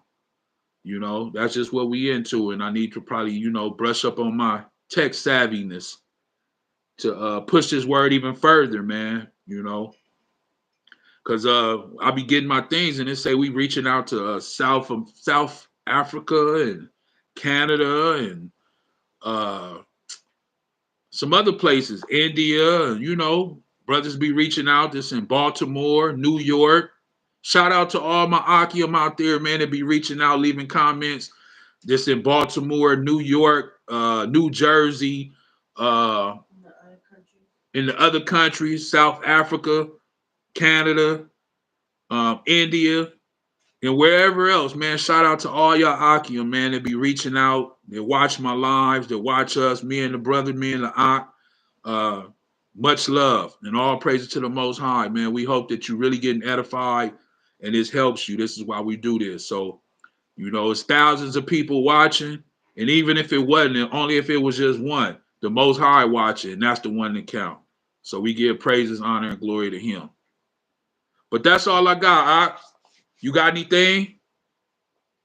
No? Good. Let's get that last verse of the day. You know me. What you want? What you I want? love John. If it's on me, I'm gonna go with John 17. What you got? John 17. Huh? Baltimore, Maryland is in the house. Oh, Baltimore, Maryland in the house. Shalawam there. Hey, see, there it is. Right there. We just said it. Shalawam, huh? Baltimore, Maryland in the house, right? All praises. The water for tuning in. The water. See, we spoke it, and there it is right there. See, that's why I say you never know who watching. You never know. We didn't even know the Ark was watching. You never know, right? But see, the Ark was out there. He might have just tuned in through the praise, through the spirit. And all praises, there it is there, man. So, hey, and shout out to that brother Timothy that shot me that information, man. I appreciate that. I'm going to continue to stay on that. All them disobedient children next, okay? The water for that information. I'm still trying to figure out some things. I'm having technical difficulty with this, with Apple. Let's just say that. But as soon as I'm able to deal with all this, believe me, we're going to be putting some footage out on, especially that last brother that you sent me. So the water for that. Oh, he said, I just tuned in. Yeah. Con. Hey, it's so crazy you just tuned in. And we was just getting ready to close out, but I wanted to send a shout out to all the Ahchyam that's out there. And I said to them brothers out there in Baltimore, and sure enough, through the spirit, look, you had just tuned in. All praises to the Most High for that. I appreciate that. All praises, man. Hey, but let's get that John 17 before we close out. What verse? Started from the top. The book of John. John, chapter 17, verse 1. Uh-huh. These words spake Yahawaah, and lifted up his eyes to heaven, and said, Father, the hour is come. Glorify thy Son, that thy Son also may glorify thee. And that's all I'm asking for. Glorify thy Son, because we are his children. Glorify me, Abanawa Yahawah, that I may glorify you, our Father, that sent the Shemayam, and his only begotten Son, Hamashiach Yahawashi. Glorify me, Abanawa Yahawah. Go ahead. Verse 3. And this is life eternal, that they might know that thee, the only true Most High, and Yahawashi Hamashiach, whom thou hast sent, I have glorified thee on the earth. I have finished the work which thou gavest me to do. Can you say that? I can't say that. But our brother, our friend, Hamashiach Yahawashi can say that. And that's what I want to get to. Just like Paul said, I have fought the fight, right? My time is almost up. And that's what we should be doing, fighting a good fight. And we will be glorified as long as we stay what? In the spirit and stay with the Most High. He will glorify us so we can glorify him. It's not that I want the glory for myself. It's that I want to be glorified by him so we can give him all the glory. We can give him all the praises as we doing right now. All praises be Yahawah. Call Allah Yahawah by Shama Mashiach Yahawashi. Once again, the water, everybody tuning in. I know some just tuned in late. We will be going live again soon. I had the plan to go live tomorrow, but with the technical difficulties, we shall see. But hey, through the praises, power by Hashem Mashiach Yahawashi, we able to pull through and get it done. With that, we're gonna say Shalawam and Kwam Yasharala. Kwam Yasharala.